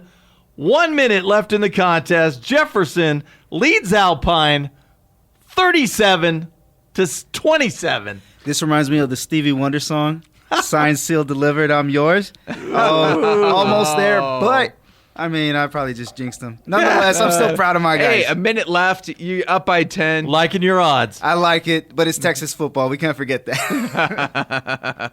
All right, thank you. And the text coming from Arturo Rubio's dad. We talked about Jose Rubio, talked about Miguel Rubio, Ricardo Rubio, the proud papa. I'm surprised he could even squeeze the notes out from Alpine. Congrats to the Jefferson Silver Foxes. If you didn't jinx them, I surely just did. Well, we have a final down in the Permian Basin. The Pebble Hills Spartans and the Permian Panthers. Permian takes this one 26-15 over the Pebble Hills Spartans. Wow, nice fight. And again, we talked sophomore quarterback Hael Ochoa. You know, he comes from good bloodlines. His brother is Sebastian. Heck of a player. Was at Lamar for a while, and I believe now he's down at McMurray. And again, talking to his dad, fighting for a starting quarterback job out there. Godspeed to him. Yeah, tough game for the Pebble Hills Spartans. Playing with some fight there against the Mojo, but the Mojo just had a little bit more mojo tonight. 26-15 Permian over Pebble Hills. But again, that's another one you're talking about good losses, and some people say there's no such thing as a good loss, and maybe that's true. But it sure as heck looks like a good loss when you can travel down to Ratliff, against a team like Permian, and just stay in the game for as long as they did. And another final, once again, Maricus fell to Midland Christian 42-7. Let's head back out to Riverside Riverfront Stadium. Let's get an update from El Paso and Riverside from J.D. Sursley. J.D., take it away. Hey, guys, what's cracking? I'll tell you what's cracking. Jose Godardo has just said, put everything on my shoulders. 4 touchdowns, over 150 yards. This kid is killing. 7:50 left in the third quarter. Riverside owns it 42-12. It is the Jose Godardo Show at 7:54, 42-12, Riverside. 42-12. Paul, Riverside, as you were taking, they're aiming for a district title this year, and they're playing like it right now. Yeah, 14-7 last year. That's a touchdown that I'm sure is sticking in their craw and has. They're not used to all those Riverside guys that we said, those ex-coaches or ex-players that are now on the coaching staff. They're not used to losing to Clint, and they got that game circled on their calendar. Absolutely. That'll be a fun one later in the season. But the Riverside Rangers starting out the season tough, currently leading El Paso High School 42-12, that one in the third quarter. Fun game between Eastlake and El Dorado at the SAC, the Falcons and the Aztecs. Let's head out to Alex Nicolas with an update from the SAC. Alex. 5:17 and running left until halftime. Score still Eastlake 20, El Dorado 7. That last Eastlake touchdown, as Paul mentioned, was Rendon to Moreno, 49 yards on the strike. Then on the ensuing kickoff, El Dorado would drive 13 plays, 65 yards, but a missed 42-yard field goal by Garrick Felix would end that drive very disappointingly, and Eastlake now takes over driving on their own side of the field. Under 5 minutes left in the opening half, it's Eastlake 20, El Dorado 7. All right, Alex, thank you very much. A fun one there in the first half over at the Student Activities Complex. 20-7, Eastlake over El Dorado. An update from Clovis, this one. Oh, well, I still got 27-20. Clovis over Isleta. No update there. Still waiting for an update here. Also around Ruidoso leading Mountain View 21-14. Jeff over Alpine 37-27. Wonder if that one's gone final. Just a minute left. That one should be going final any moment now. Also, lightning delays around in Albuquerque in the northern New Mexico. Cibola leads Las Cruces 19-0. Also, Franklin trailing Cleveland 21-6, both games in lightning delays. Tough right there. Last check, Cathedral over Tornillo 34-0. Anthony over San Elizario, 17-0, those in the second half. And Bowie and Fort Stockton right now at Beatty Semang Stadium, last check late in the game. Stockton leading Bowie 25-14. You're listening to Football Friday Night here on 600 ESPN El Paso. Many more scores and updates coming up next. Don't go anywhere. You're listening to Football Friday Night on 600 ESPN El Paso. Let's go back to Beau Bagley and Paul McKinnon.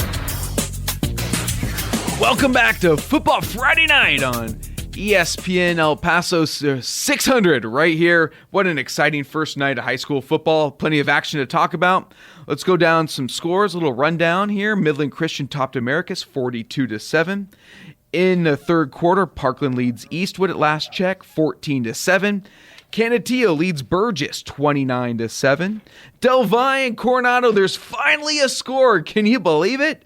7-0 right now. Del Valle, Coronado in the third quarter. Austin leading Horizon 26-0. Clinton Monahan's that game nearly final, 49-16 last check. We'll get a final update from Joe Rodriguez. Riverside over El Paso in the third quarter, 42-12. Also Eastlake and El Dorado in the second quarter. Eastlake on top of El Dorado at last check, 20-7. Fort Stockton over Bowie so far in the fourth quarter, 25-14. Anthony leading San Elizario 27-0, that game in the second half. And last check, Cathedral over Tornillo 34-0. And a couple more coming in. Sally, you'll like this one. 2 more touchdowns on the board in that Jeff Alpine game. I don't know how they did that in a minute, but both TDs go to the Jefferson Silver Foxes, 44-27. They're going to win this one going away. I like the sound of that, coming home with the win to start the season. Let's go, Foxes. But long season, however, getting it off on the right foot. I like it on the right paw. The right paw, is that the right word? I don't know. Look at Superfan over there. Now all we got to do is find somebody who's a fan of Ruidoso. Second half underway out there. Ruidoso just stuck another touchdown on the board. They've doubled up Mountain View, 28-14 now from Ruidoso. And at last check, Clovis topping Isleta this game in the second half, 27-20. And last check also, lightning delays all over the state of New Mexico. Franklin trailing Cleveland 21-6. This is a lightning delay at halftime. Also at halftime, Cibola leading Las Cruces 19-0. And look at Adrian Broadus and the Del Valle Conquistadores. Finally they stick a touchdown on the board. It takes 3 quarters. And before you even can say touchdown on the board in 3 quarters, there's another one up there. And it's to the Del Valle Conquistadores again. 14-0 now out on top of Coronado. Rudy Contreras, I don't know how he does it, but he's cranking out good teams. Wow, and look at that. The solid defense on the Coronado T-Birds. They're hoping for something exciting out there, but Del Valle finally putting away. Remember, there was no score at halftime in that one. Finally, Del Valle gets a touchdown, let alone 2 here in the third quarter. So pretty exciting. We're going to run down our no-huddle offense right now, starting with our game of the week, Parkland and Eastwood at Tripper Stadium. Let's first start at the sack with Alex Nicholas, Eastlake and El Dorado. Alex, take it away. Hot action once again, gentlemen. 2:22 left here right before halftime. We have a touchdown. It was Devin Barraza on the receiving end. Check that. That was 88 in Batista. That was a 41-yard strike. Just happened right now. Actually, a 44-yard strike. And that was after the Eastlake defense comes up with the stop. So hot action. 2:22 left here until halftime. Extra point pending. 26-7. Eastlake with the lead over El Dorado. The Eastlake Falcons can score and score fast, score quickly, and they're showing that tonight against El Dorado at the sack. And they just dumped the number, well, in one season anyway, the number 2 passer in the history of El Paso football, Ryan Olivas. Graduated, went off to, Houston Baptist. But remember in 2019, the guy threw for over 3,800 yards. That's number 2 all-time in a season. Trails only A.J. Briggs, of all people.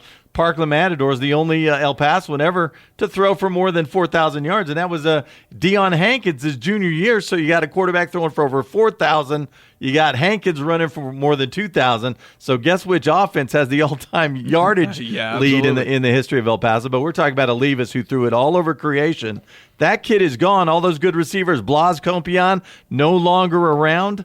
They graduated Dane Curtley a couple of years ago. But, I mean, all that talent. And who we overlooking? Oh, just Matt Jones, the guy who owns the single-game all-time receiving record in the state of Texas. 24 catches in one game against Lubbock Monterey in the playoffs. It wasn't against somebody bad. Playoff game. In fact, they lost the game. He catches 24 balls.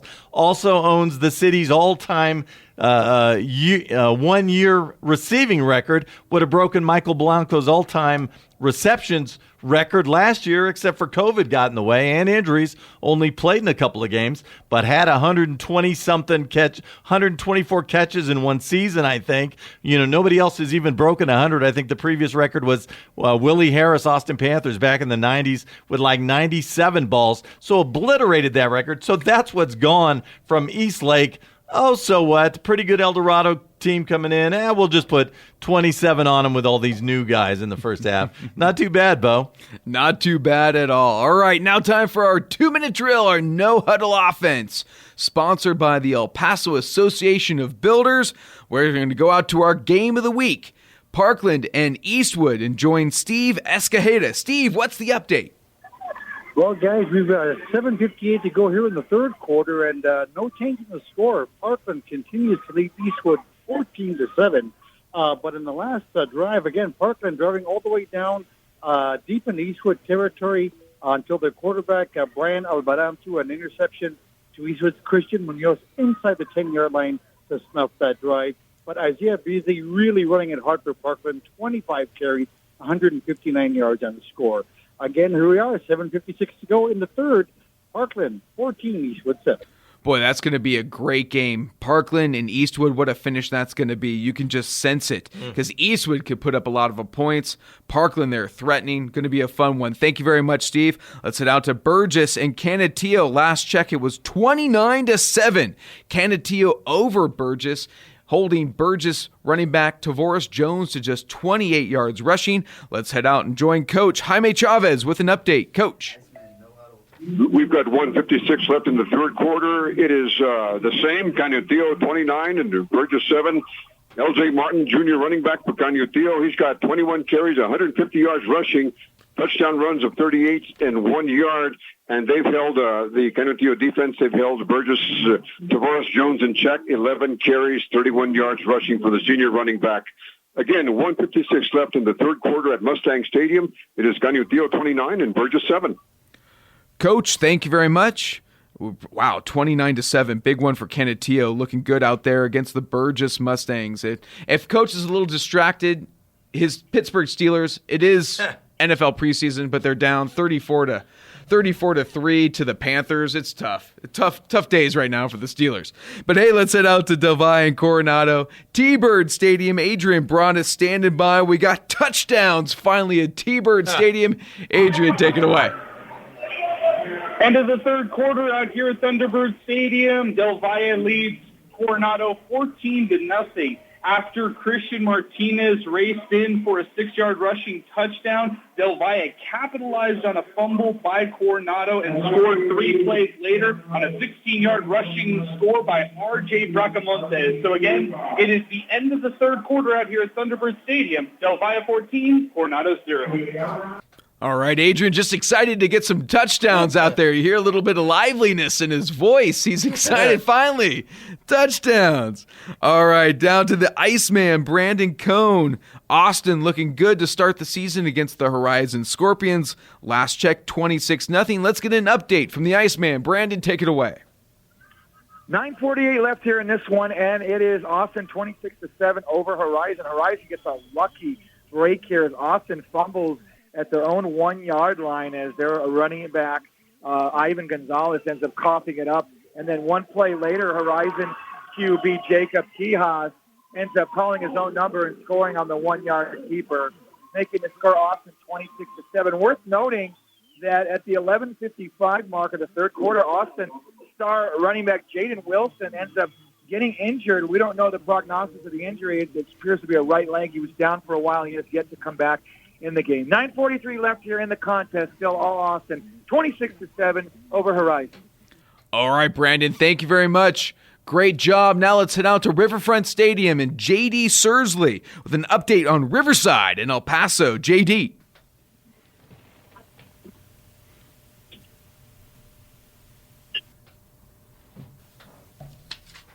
J.D. there, take it away. All right, guys. Yeah, 3:34 left in the third.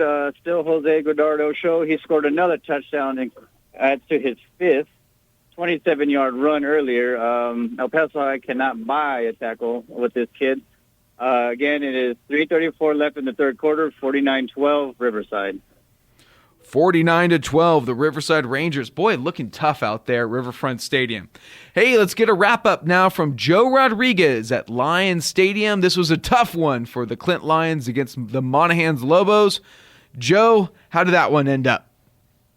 All final out here in Clint, Beau, with the Monahans Lobos defeating the Clint Lions by a score of 49-17.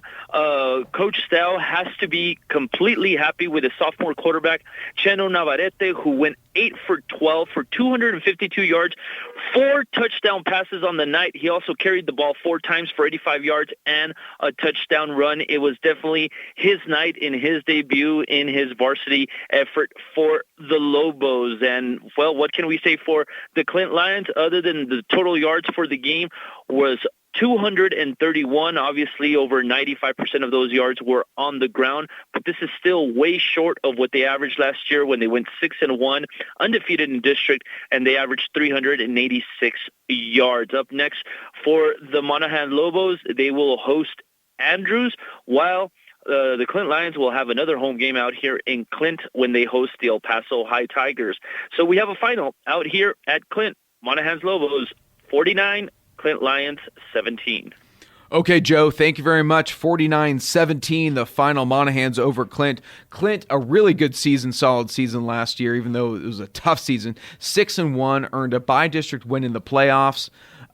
Roosevelt Martinez, head coach, in his 17th year at Clint High School. Got to be pretty upset about this one. Was probably hoping more from his Lions. Well, yeah, but you got to remember who'd they lose? Oh, just everybody. Your quarterback, your fullback, your 2 halfbacks, and those are all always your best players on defense as well. They play on both sides out there in those 4A schools. And like you said, Roosevelt, he's been around forever. 1 loss at the start of a season. And not going to devastate those guys. The number 2 tenured coach, by the way, we already talked about Scott Brooks and how long he's been around. Roosevelt's just a couple of years behind him, right on his heels as far as longevity goes.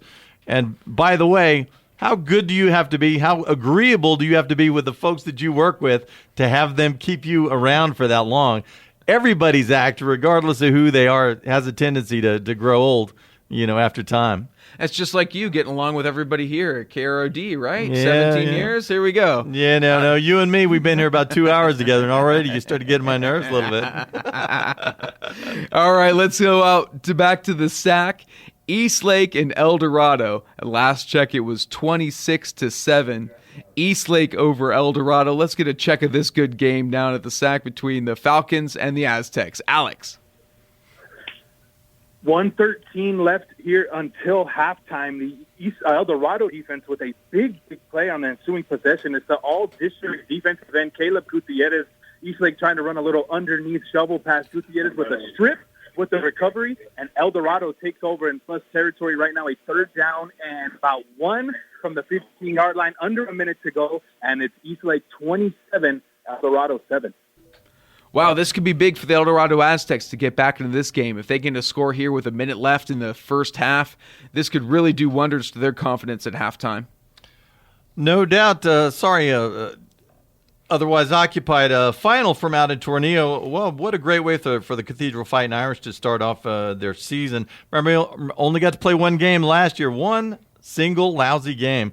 Well, this is one single game, but it's not lousy. Cathedral all over Tornillo, 47-0. Israel Diaz, couple of touchdown runs for the Fighting Irish to lead the way to victory. Nice job for the Cathedral Fighting Irish. 2-time state champs.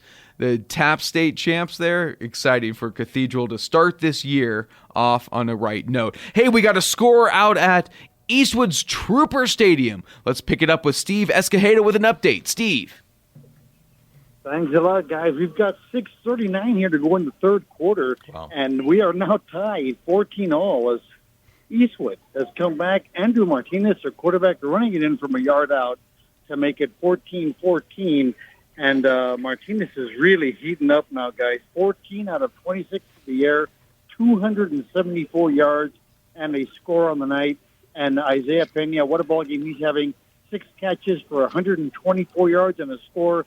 Sam Lopez, don't forget about him. 4 catches, 111 yards. And in fact, on the ensuing kickoff, Parkland got the ball. They were hit and fumbled on their own 41-yard line.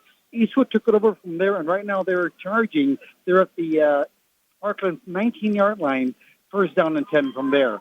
So with 6:28 to go here in the third quarter, we're all tied up. Eastwood 14, Parkland 14. Okay, Steve, that's going to be a great one. That's going to be a great one as this one finishes up with 6 minutes to go, tied at 14. Troopers making a game of this. This is going to be a barn burner at Trooper Stadium. And I saw some pictures out there. Trooper Stadium is absolutely packed right now for this one. Yeah, don't say that too loud. Some people will be freaking out over that. Start marching and picketing. But, wow, what a game there. 14-14. All right, so we're going to have much more as we come back. Remember, you want to need a new spot to try? How about experience Taco Avocat for feel-good fast food? Family packs available for the big game, or stop by their drive-thru and grab Taco Avocat to go. Wear your school colors and receive 10% off at Taco Avocat. Now that's pretty cool. Dine in at 2114 North Zaragoza or order online at tacoavocat.com. Still to come on Football Friday night. Some more scores, out-of-town scores, final scores, all of your scores. And we'll take you out to every game with a live report only on 600 ESPN El Paso. You're listening to Football Friday Night on 600 ESPN El Paso. Let's go back to Beau Bagley and Paul McKinnon. Thank you, Sal. Welcome back to Football Friday Night right here on 600 ESPN El Paso. We'll get to your scores, sponsored by Longhorn Distributing in just a moment. First, a breaking update from Trooper Stadium, the Parkland Matadors, and the Eastwood Troopers. Let's head out to Steve Escajeda with an update. Steve. Thanks a lot, guys. We're down to 5:18 in the third quarter, and we just announced that Eastwood had come back to tie the game at 14. Well, they've now taken the lead 21-14. They took advantage of that fumble by Parkland at about their own 41-yard line, drove it down the field on that quarterback again. Andrew Martinez running it in from 11 yards out, again to make it 21-14. For Martinez so far in the ball game, he's carried the ball 5 times for 40 yards with a couple of touchdowns. Again, he's thrown for 278 and another score. 5:05 now to go in the third. Good ball game here. Eastwood now on top of Parkland, 21-14. Eastwood up 21-14. Paul, we knew Eastwood could put up some points. Andrew Martinez showing the way today. Yeah, I'm surprised it took so long. And again, we came into this one talking about, Eastwood receiving core. They're all tall. They could.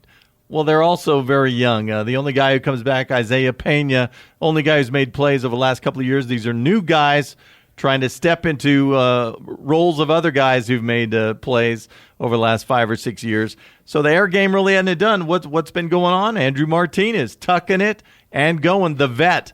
Again, this guy is a 3-year starter now, and he's playing like it. Troopers need big plays and big minutes. And the senior, the 3-year starting senior at quarterback, Andrew Martinez, he's the one making those plays. 21-14. Wow. Eastwood comes back and gets out on top of Parkland. And just as you were saying, Andrew could do it with his legs. 40 yards rushing per Steve Escajeda, so 21-14 in the third quarter. Let's go down your scoreboard. Sponsored by Longhorn Distributing, the only hot seat dealer in West Texas and southern New Mexico.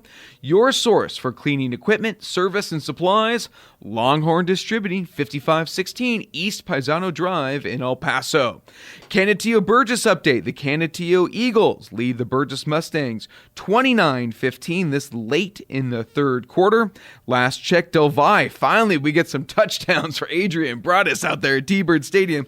Del Valle now leading Coronado 21-0 in the third quarter. Also in the fourth quarter now, Austin Panthers lead the Horizon Scorpions 32-7. And in the fourth quarter, Riverside up on El Paso High School 49-12. At halftime now, the East Lake Falcons lead the El Dorado Aztecs 27-7. Late in the game, Fort Stockton leads Bowie 25-14. At halftime, Anthony leads San Elizario 27-0. Cathedral, still late in this game. We thought it was over, but no, they're still trucking along. Cathedral still scoring. They're leading Tornillo right now 54-0. Out of town, up in Albuquerque in a lightning delay, 21-6. Cleveland leads Franklin, also in lightning delay. Cibola over Las Cruces, 19-0. And this chance just in from our Adrian Broadus. As you said, it took 3 quarters to score a touchdown. Now they won't stop, but this time the Coronado Thunderbirds finally on the board. Blake Randag hits Cade Little, 49-yard touchdown reception. They close to within 21-7, and a couple of out-of-town scores. Midland Legacy, Robert E. Lee High School no longer exists out in Midland, Beau Bagley. It is now Legacy High School, still the Rebels. Legacy Rebels all over Amarillo, 37-7. That one late in the fourth quarter as the team formerly known as Midland Lee, now Legacy, off to a good start to the 2021 season. San Angelo Central, ditto, 43-28. They beat Shoemaker, and in a Thursday night game from District 2 6A, these are the teams we'll be seeing round one, our 6A teams. Lubbock Monterey takes out Odessa. So 5A Monterey beats 6A Odessa 32-27. Elsewhere, Paladuro in overtime now with Plainview 34-26. So they scored and went for 2. Plainview with the ball as we speak. Elsewhere, Borger Lubbock 7-6. That was an early score. Hereford beat Caprock Thursday 13-7. Randall up on Canyon 13-6. That was a third quarter score. This one a final. Wichita Falls Rider beats Dumas 38-18. Couple of other Thursday scores. Chisholm Trail over to Wichita Falls 34-23. Burleson beats Wiley 42-3. And what was that Cibolo Las Cruces score? Last I had was 19-zip at halftime. I don't know if you have an update on that one, Beau. Looking up that one right now, but in the and of course, delay. Gadsden, while you look for that one, Gadsden all over Chapin. Halftime score from our buddy Russ Bannister, 32-zip, Gadsden all over Chaparral. Oh, nice job to start the season for the Gadsden Panthers. Yes, at the moment, still lightning delays all over the state of New Mexico. Wow. For Franklin and Cleveland up in Albuquerque, Las Cruces and Cibola, south of Albuquerque there, or north of Albuquerque. So, tough start to the season for the Las Cruces Bulldogs and Franklin Cougars so far. But not so tough for the Cathedral Fighting Irish. Just went final 54-0. Fighting Irish get off to a 1-0 start as they take down Tornillo. And, you talked about lightning. David Bird, a text from Albuquerque. Franklin Cougars back underway. Cameron Bird to coach's kid, really? Miles McWhorter. You broke the news on that. I thought this guy was still back in Los Fresnos. No, he's at Franklin now. He wants to play for his dad. Why not? And he wants to catch touchdowns for his dad. That's what he just did. Cougars on the board again, and they close within 21-13. And I don't know where we left that one. Was it second quarter? A lot of football to still to be played out in Albuquerque. 21-13. Rio Rancho Cleveland up on Franklin. And Lee McWhorter taking over on an interim basis for Franklin head coach Darren Walker, who's taking once again a leave of absence. Lee McWhorter has the coach's son getting in a touchdown. That's pretty exciting for the Franklin Cougars. And a nice kid to bring along. That kid was a preseason all-district running back for 32-6A Los Fresnos. So, you get the coach, you get the kid. That doesn't seem like a bad deal for those Westsiders, yeah. Not bad at all. Some other finals from earlier today. Midland Christian topped at Americus 42-7. Monahans topping Clint 49-17 the final. Cathedral over Tenillo 54-0. Midland, the Bulldogs over the Montwood Rams, 48-24. Pebble Hills and Permian, boy, what a duel that one was, but Permian proving too tough down at Ratliff Stadium. Permian topping Pebble Hills 26-15. And then Jefferson really pulling away 30 unanswered points for the Jefferson Silver Foxes as they top Alpine 44-27. We're going to come get live updates a little bit later as we take a break. Or who do we have? We got an update right now, so I'm a breaking update. Escajeda. Let's go to our game of the week. Parkland and Eastwood, and join Steve Escajeda. Steve. Thanks a lot, guys. Things are really starting to heat up here at Eastwood Trooper Stadium. It is now Eastwood 21 and Parkland 20. Isaiah Beasley, we told you he's having a big night. He just ran it in from 8 yards out to bring it to within one. However, the extra point was no good. So Eastwood does still hold on to the lead, but again, it's a 21-20 lead. Again, we're about 3.5 minutes to go here in the third quarter. Great ball game, and let me just update some stats, just at least for Isaiah Beasley. This new running back, boy, I tell you, it's really a stud. 27 carries, 171 yards, and a couple of touchdowns. So 3:30 exactly to go here in the third. It is now Eastwood 21, Parkland 20. Wow, what a barn burner there between the Parkland Matadors and the Eastwood Troopers at Trooper Stadium. 21-20, Eastwood over Parkland right now at the moment, third quarter. Thank you very much, Steve. What a game that one is. And Parkland showing that they have got some fight here at the start of the season. And that's another team, a quarterback from last year, the Lewis kid. Oh, yeah, he's gone. Yeah, running back gone. Receivers gone. Let's just find some new kids and plug them in. You know, second verse, same as the first. They're still putting points on the board, and I guess they always will. Absolutely. Pretty exciting there. Game at Trooper Stadium once again looks packed out there. That looks like a lot of fun. Oh, no doubt. Absolutely. Let's see if we can get an update. We're going to go out to Alex Nicholas in just a moment, get an update from the SAC between Eastlake and El Dorado. Once again, some other scores from around the area. Anthony at halftime over San Elizario, 27-0. Let's see, Gadsden over Chaparral, 32-0. Cibola and Las Cruces still in a lightning delay at the moment. We'll see if, since Franklin Cleveland got underway, we'll see if that Las Cruces Cibola game gets underway here pretty soon as well. And Mountain View not quite done yet either, making a run out there against Ruidoso. Salcedo to Valenzuela, 8-yard scoring pass. 5 minutes left in the contest. Ruidoso still with the 35-28 lead. I don't know. Is it too early for the onside kick, Beau Bagley? Oh, not at all. Why not? Go for it. You know what? You're in Ruidoso. Anything can happen in the altitude. Why not? Let's just kick it off. Let's go. Let's see what happens. Hey, let's go back out to the Student Activities Complex. Join Alex Nicholas for an update between Eastlake and El Dorado. Alex. Halftime at the SAC, Eastlake leading El Dorado 27-7. Very eventful first half. Seeing both teams going back and forth, but the small things are really hurting El Dorado right now. As we talked about from the opening, new coach, new playmakers on that side of the ball, on each side of the ball. Just trying to figure it out here early. Let's take a look at some first half stats for the leading East Lake Falcons. 294 yards of total offense for the Falcons in the first half. We talked about replacing a 5,429 career yard passer in Orion Oliva. Sebastian Rendon fitting the bill in the first half, 10 of 17 passing, 173 yards, 3 touchdowns in that first half, 2 in the first quarter. Elijah Uribe, the switchblade, do it all for the Falcons, 7 carries, 67 yards. He also threw a 24-yard touchdown pass. He's also caught a 20-yard touchdown pass and has 3 catches for 38 yards.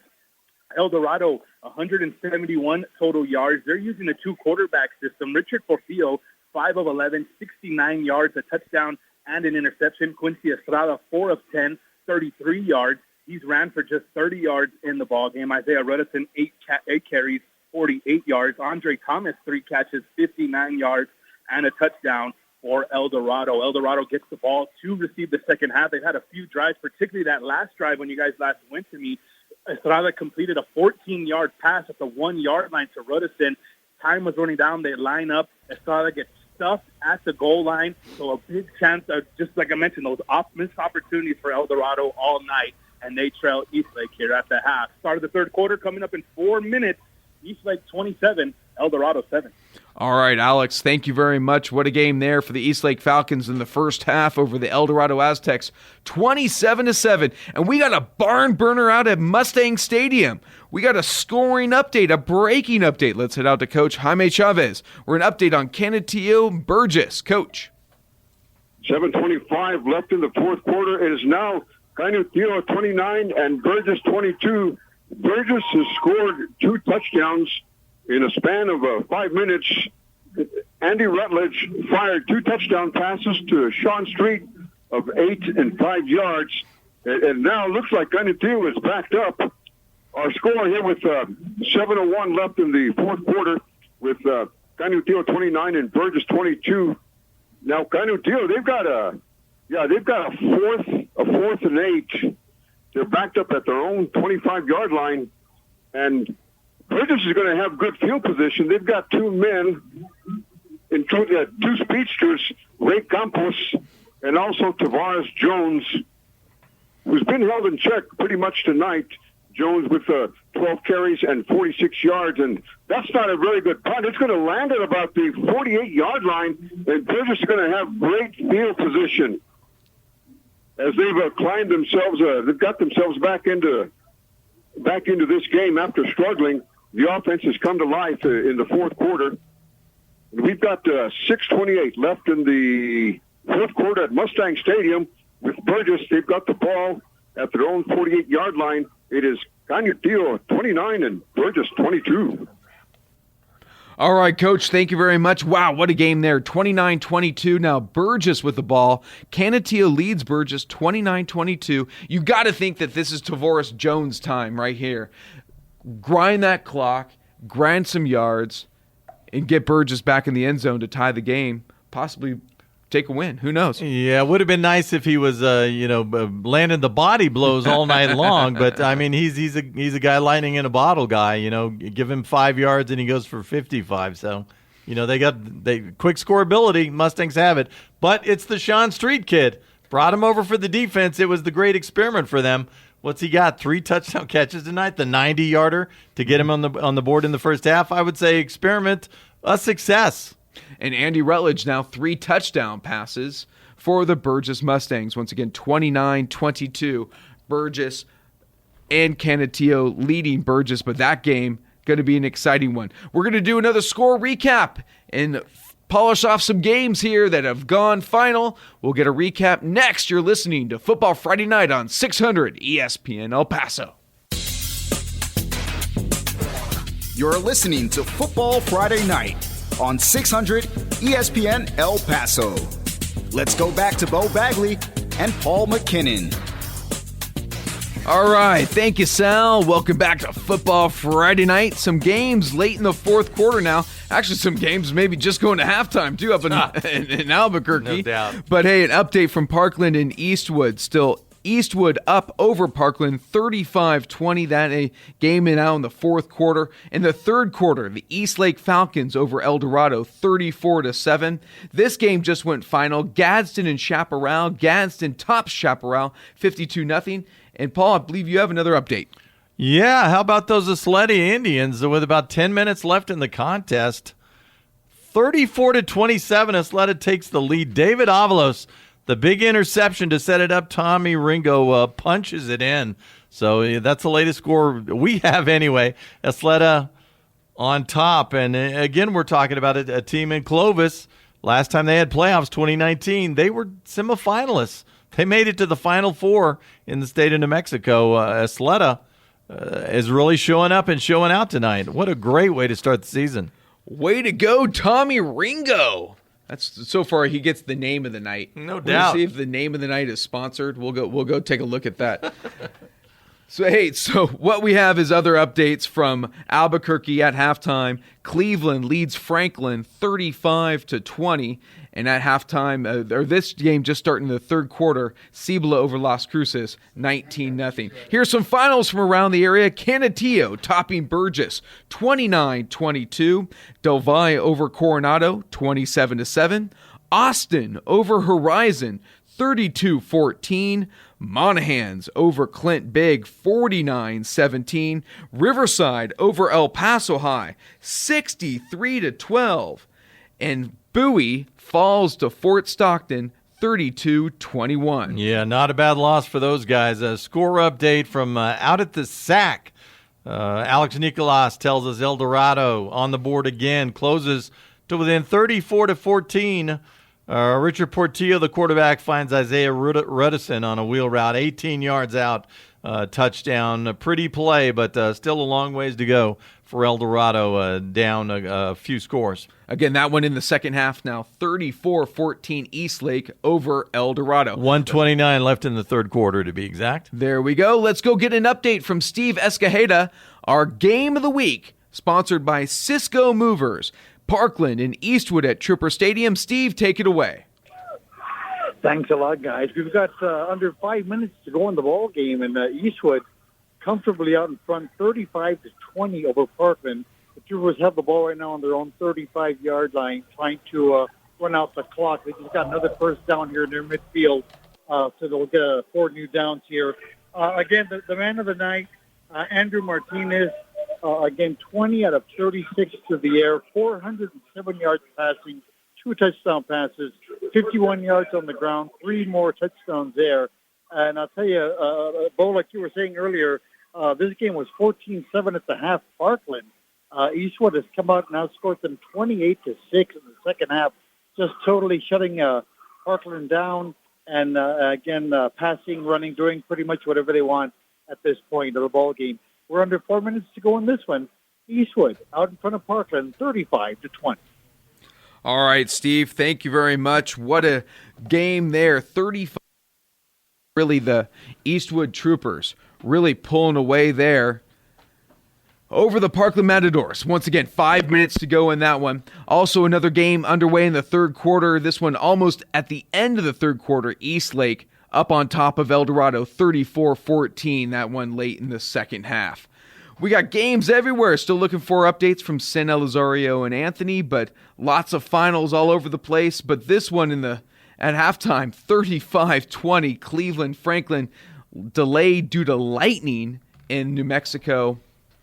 Been tough goings in New Mexico tonight. Boy, this game also just another game just started the second half. Cibola and Las Cruces, 19-0. Cibola over Las Cruces. Yeah, it's brutal, isn't it? Who's it worse for, the kids or the parents? Probably the parents. Yeah, no doubt the parents. Absolutely. You still got to drive home after this. That's what they're thinking about, you betcha. Hopefully they can stop by Socorro, get a green chili cheeseburger. Hopefully the Owl's still open. That'd be a good stop. Okay, lots to go. Still more to come with 5 minutes to go in the Eastwood Troopers game.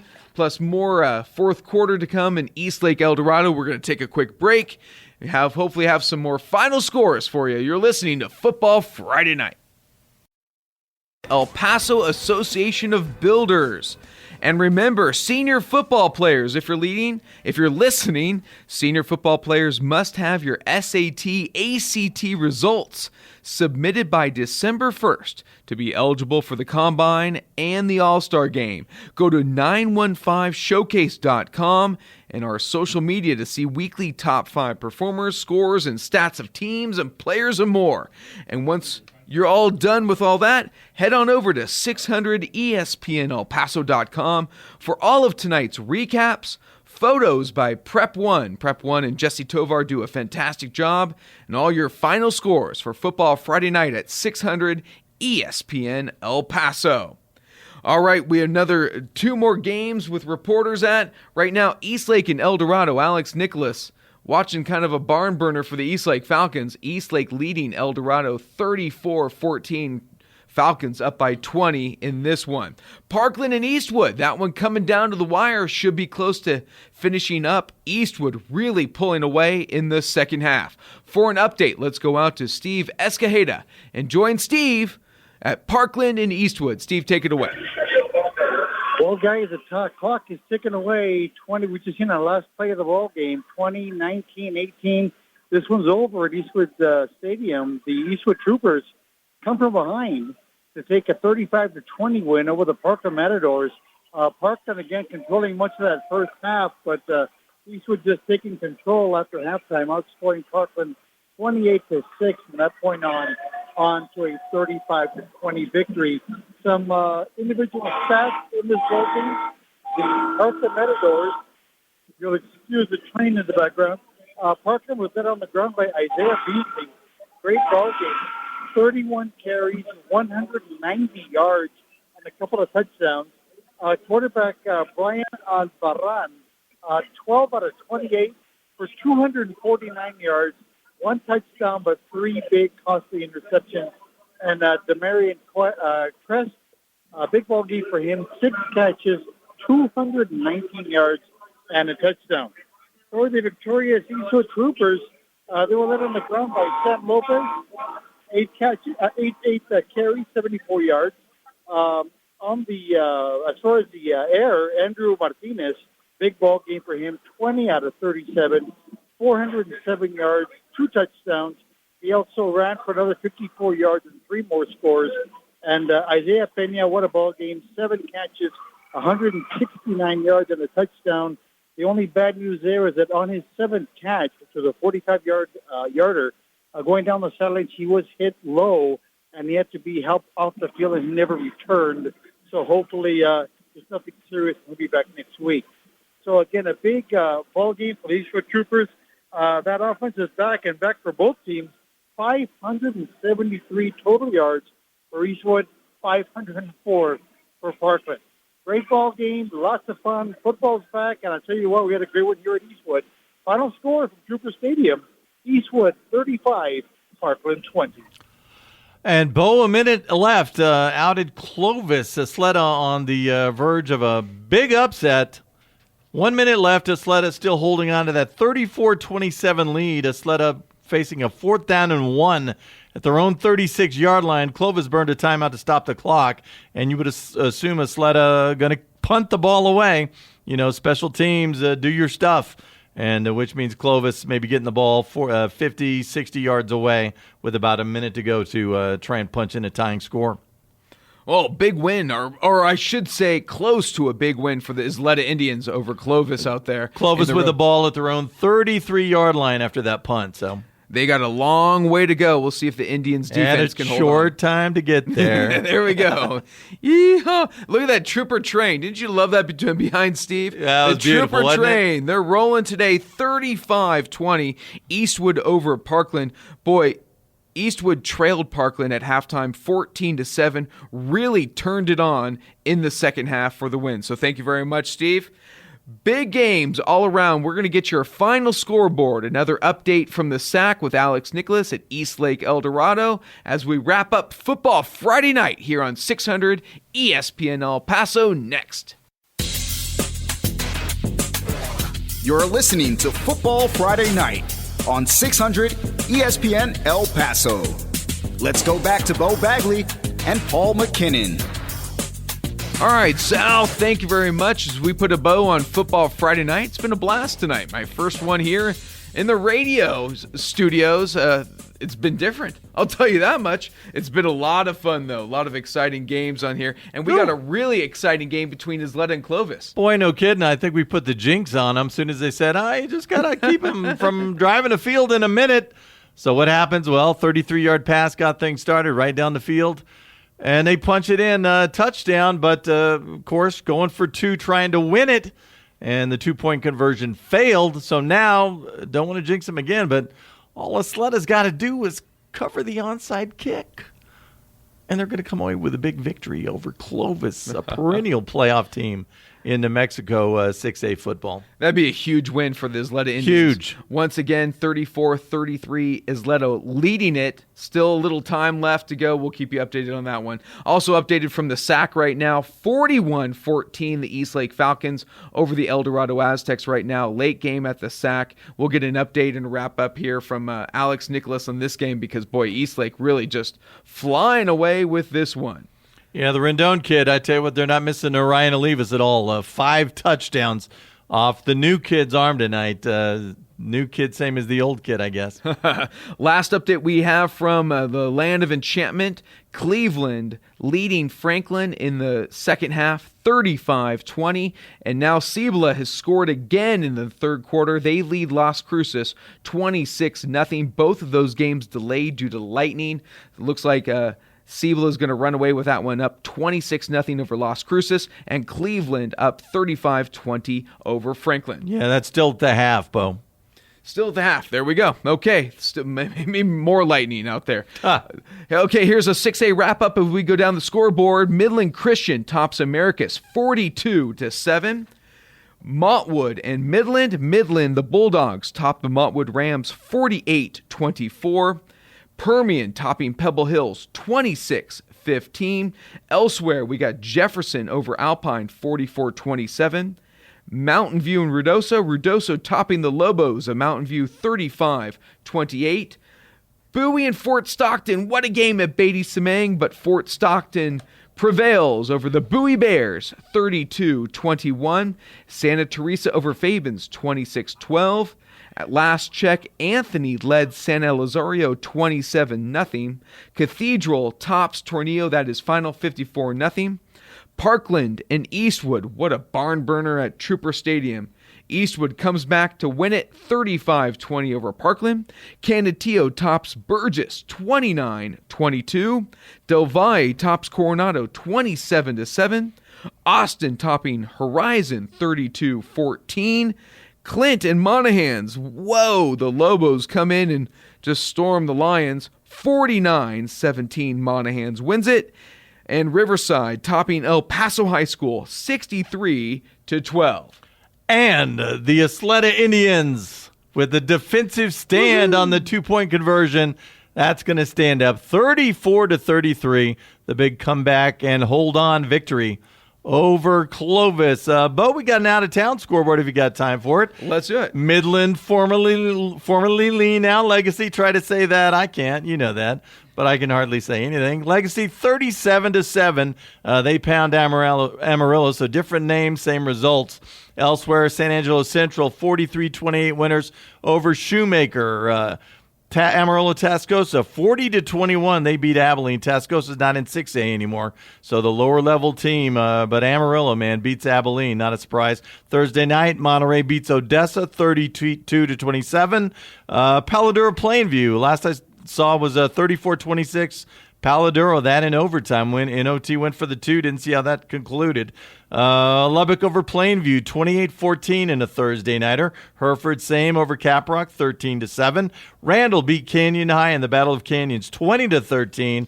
Lubbock Cooper shuts out Andrews, 27-0. Ryder all over Dumas, 38-18.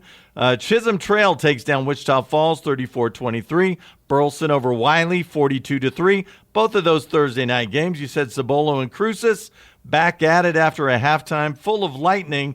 And you said it earlier, Gadsden all over Chapin tonight. Chaparral, 52-0. Chapin, of course, was last night. By the way, Andrus all over them. Boy, that Cooper kid, yeah. He's something else. Jeremiah Cooper, boy, he ran over the Huskies. 42-13, Andrus over Chapin. Also last night, Irvin over Hanks, 49-27. And Bel Air over Socorro, 21-6. Your out-of-town scoreboard brought to you by Longhorn Distributing. Now let's head out to Alex Nicholas with an update from the SAC and Eastlake El Dorado. Alex, it sounds like Eastlake's running away with this one.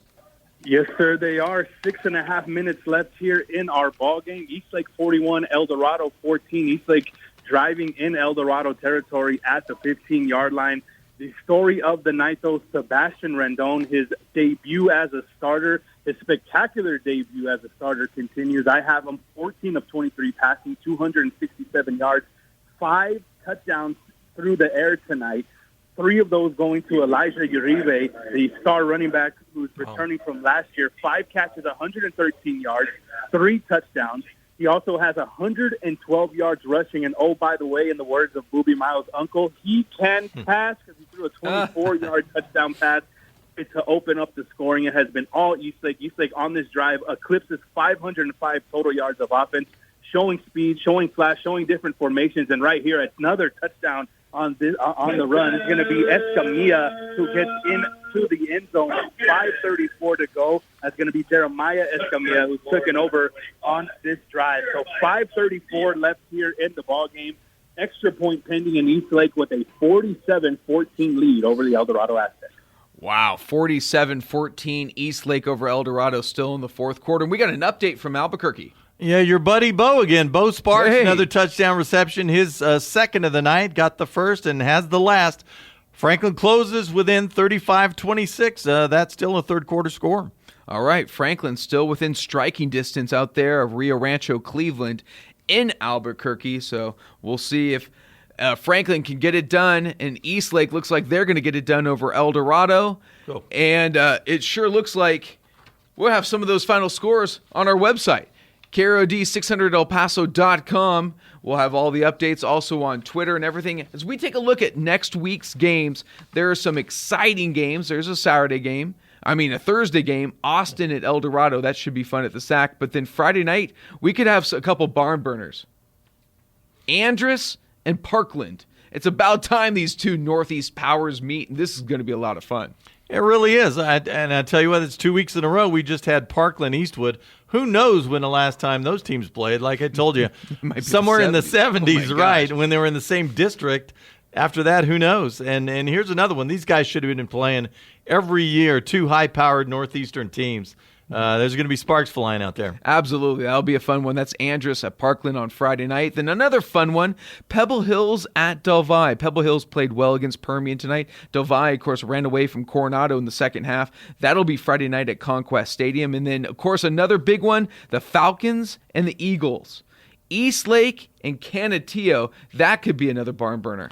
The offense versus the defense, and Eastlake really doing the job throwing the football tonight. Burgess more of a ground-bound team. Canutillo defense, at least until the fourth quarter, able to hold up against that. Let's see what that deep backfield looks like against an Eastlake team. Holy smokes, you talk about multiple. Team that threw it so much, they morphed into a running team last year. It was that Elijah Uribe guy who was doing the running, but it sounds like tonight from what Alex Nicolas is telling us, Uribe's doing a catch and 3 touchdown receptions as the starting running back. Eastlake is multiple and versatile and looks like incredibly dangerous. And Canutillo tonight, defense on Tavoris Jones. Absolutely outstanding. Absolutely stellar. And now time for our Taco Avocat, maybe player of the night. I'm thinking Eastwood's Andrew Martinez, about 460 yards, 5 touchdowns, total yards and total touchdowns tonight. He sure looked really good. What are your thoughts? Yeah, terrific. I think I would lean in for the Martin kid. Again, the battle of running backs. You just talked about Tavares Jones getting shut down. Well, that Burgess defense not able to do the same against the big Martin. He's over 6 feet now. That's what a year of COVID did. The kid did a lot of growing, and 150-plus yards, couple of touchdowns. He really was key for that Canutillo offense. What an exciting first night a week of high school football. Can't even believe it's already over, but still some exciting games coming up next week as well. We'll be here every Friday night for Football Friday Night on 600 ESPN El Paso. Paul, your final thoughts? It was a good first night, Beau Bagley. I think this might work out. Edges. I don't know. A little rough around the edges. I could feel it, but still a lot of fun, a lot of energy, and football is back, and that's one thing that we're all excited about. So thank you for tuning in to Football Friday Night right here on 600 ESPN El Paso. For Sal Montes, Paul McKinnon, I'm Beau Bagley. Thanks for tuning in, and we'll see you next week. You've been listening to Football Friday Night with Beau Bagley and Paul McKinnon on 600 ESPN El Paso. Don't forget to follow the Facebook page, Twitter, and Instagram at 600 ESPN El Paso. Visit us online at 600ESPNElPaso.com for all of the latest regarding your high school football reports and more. Once again, we thank you for tuning in to Football Friday Night on 600 ESPN El Paso.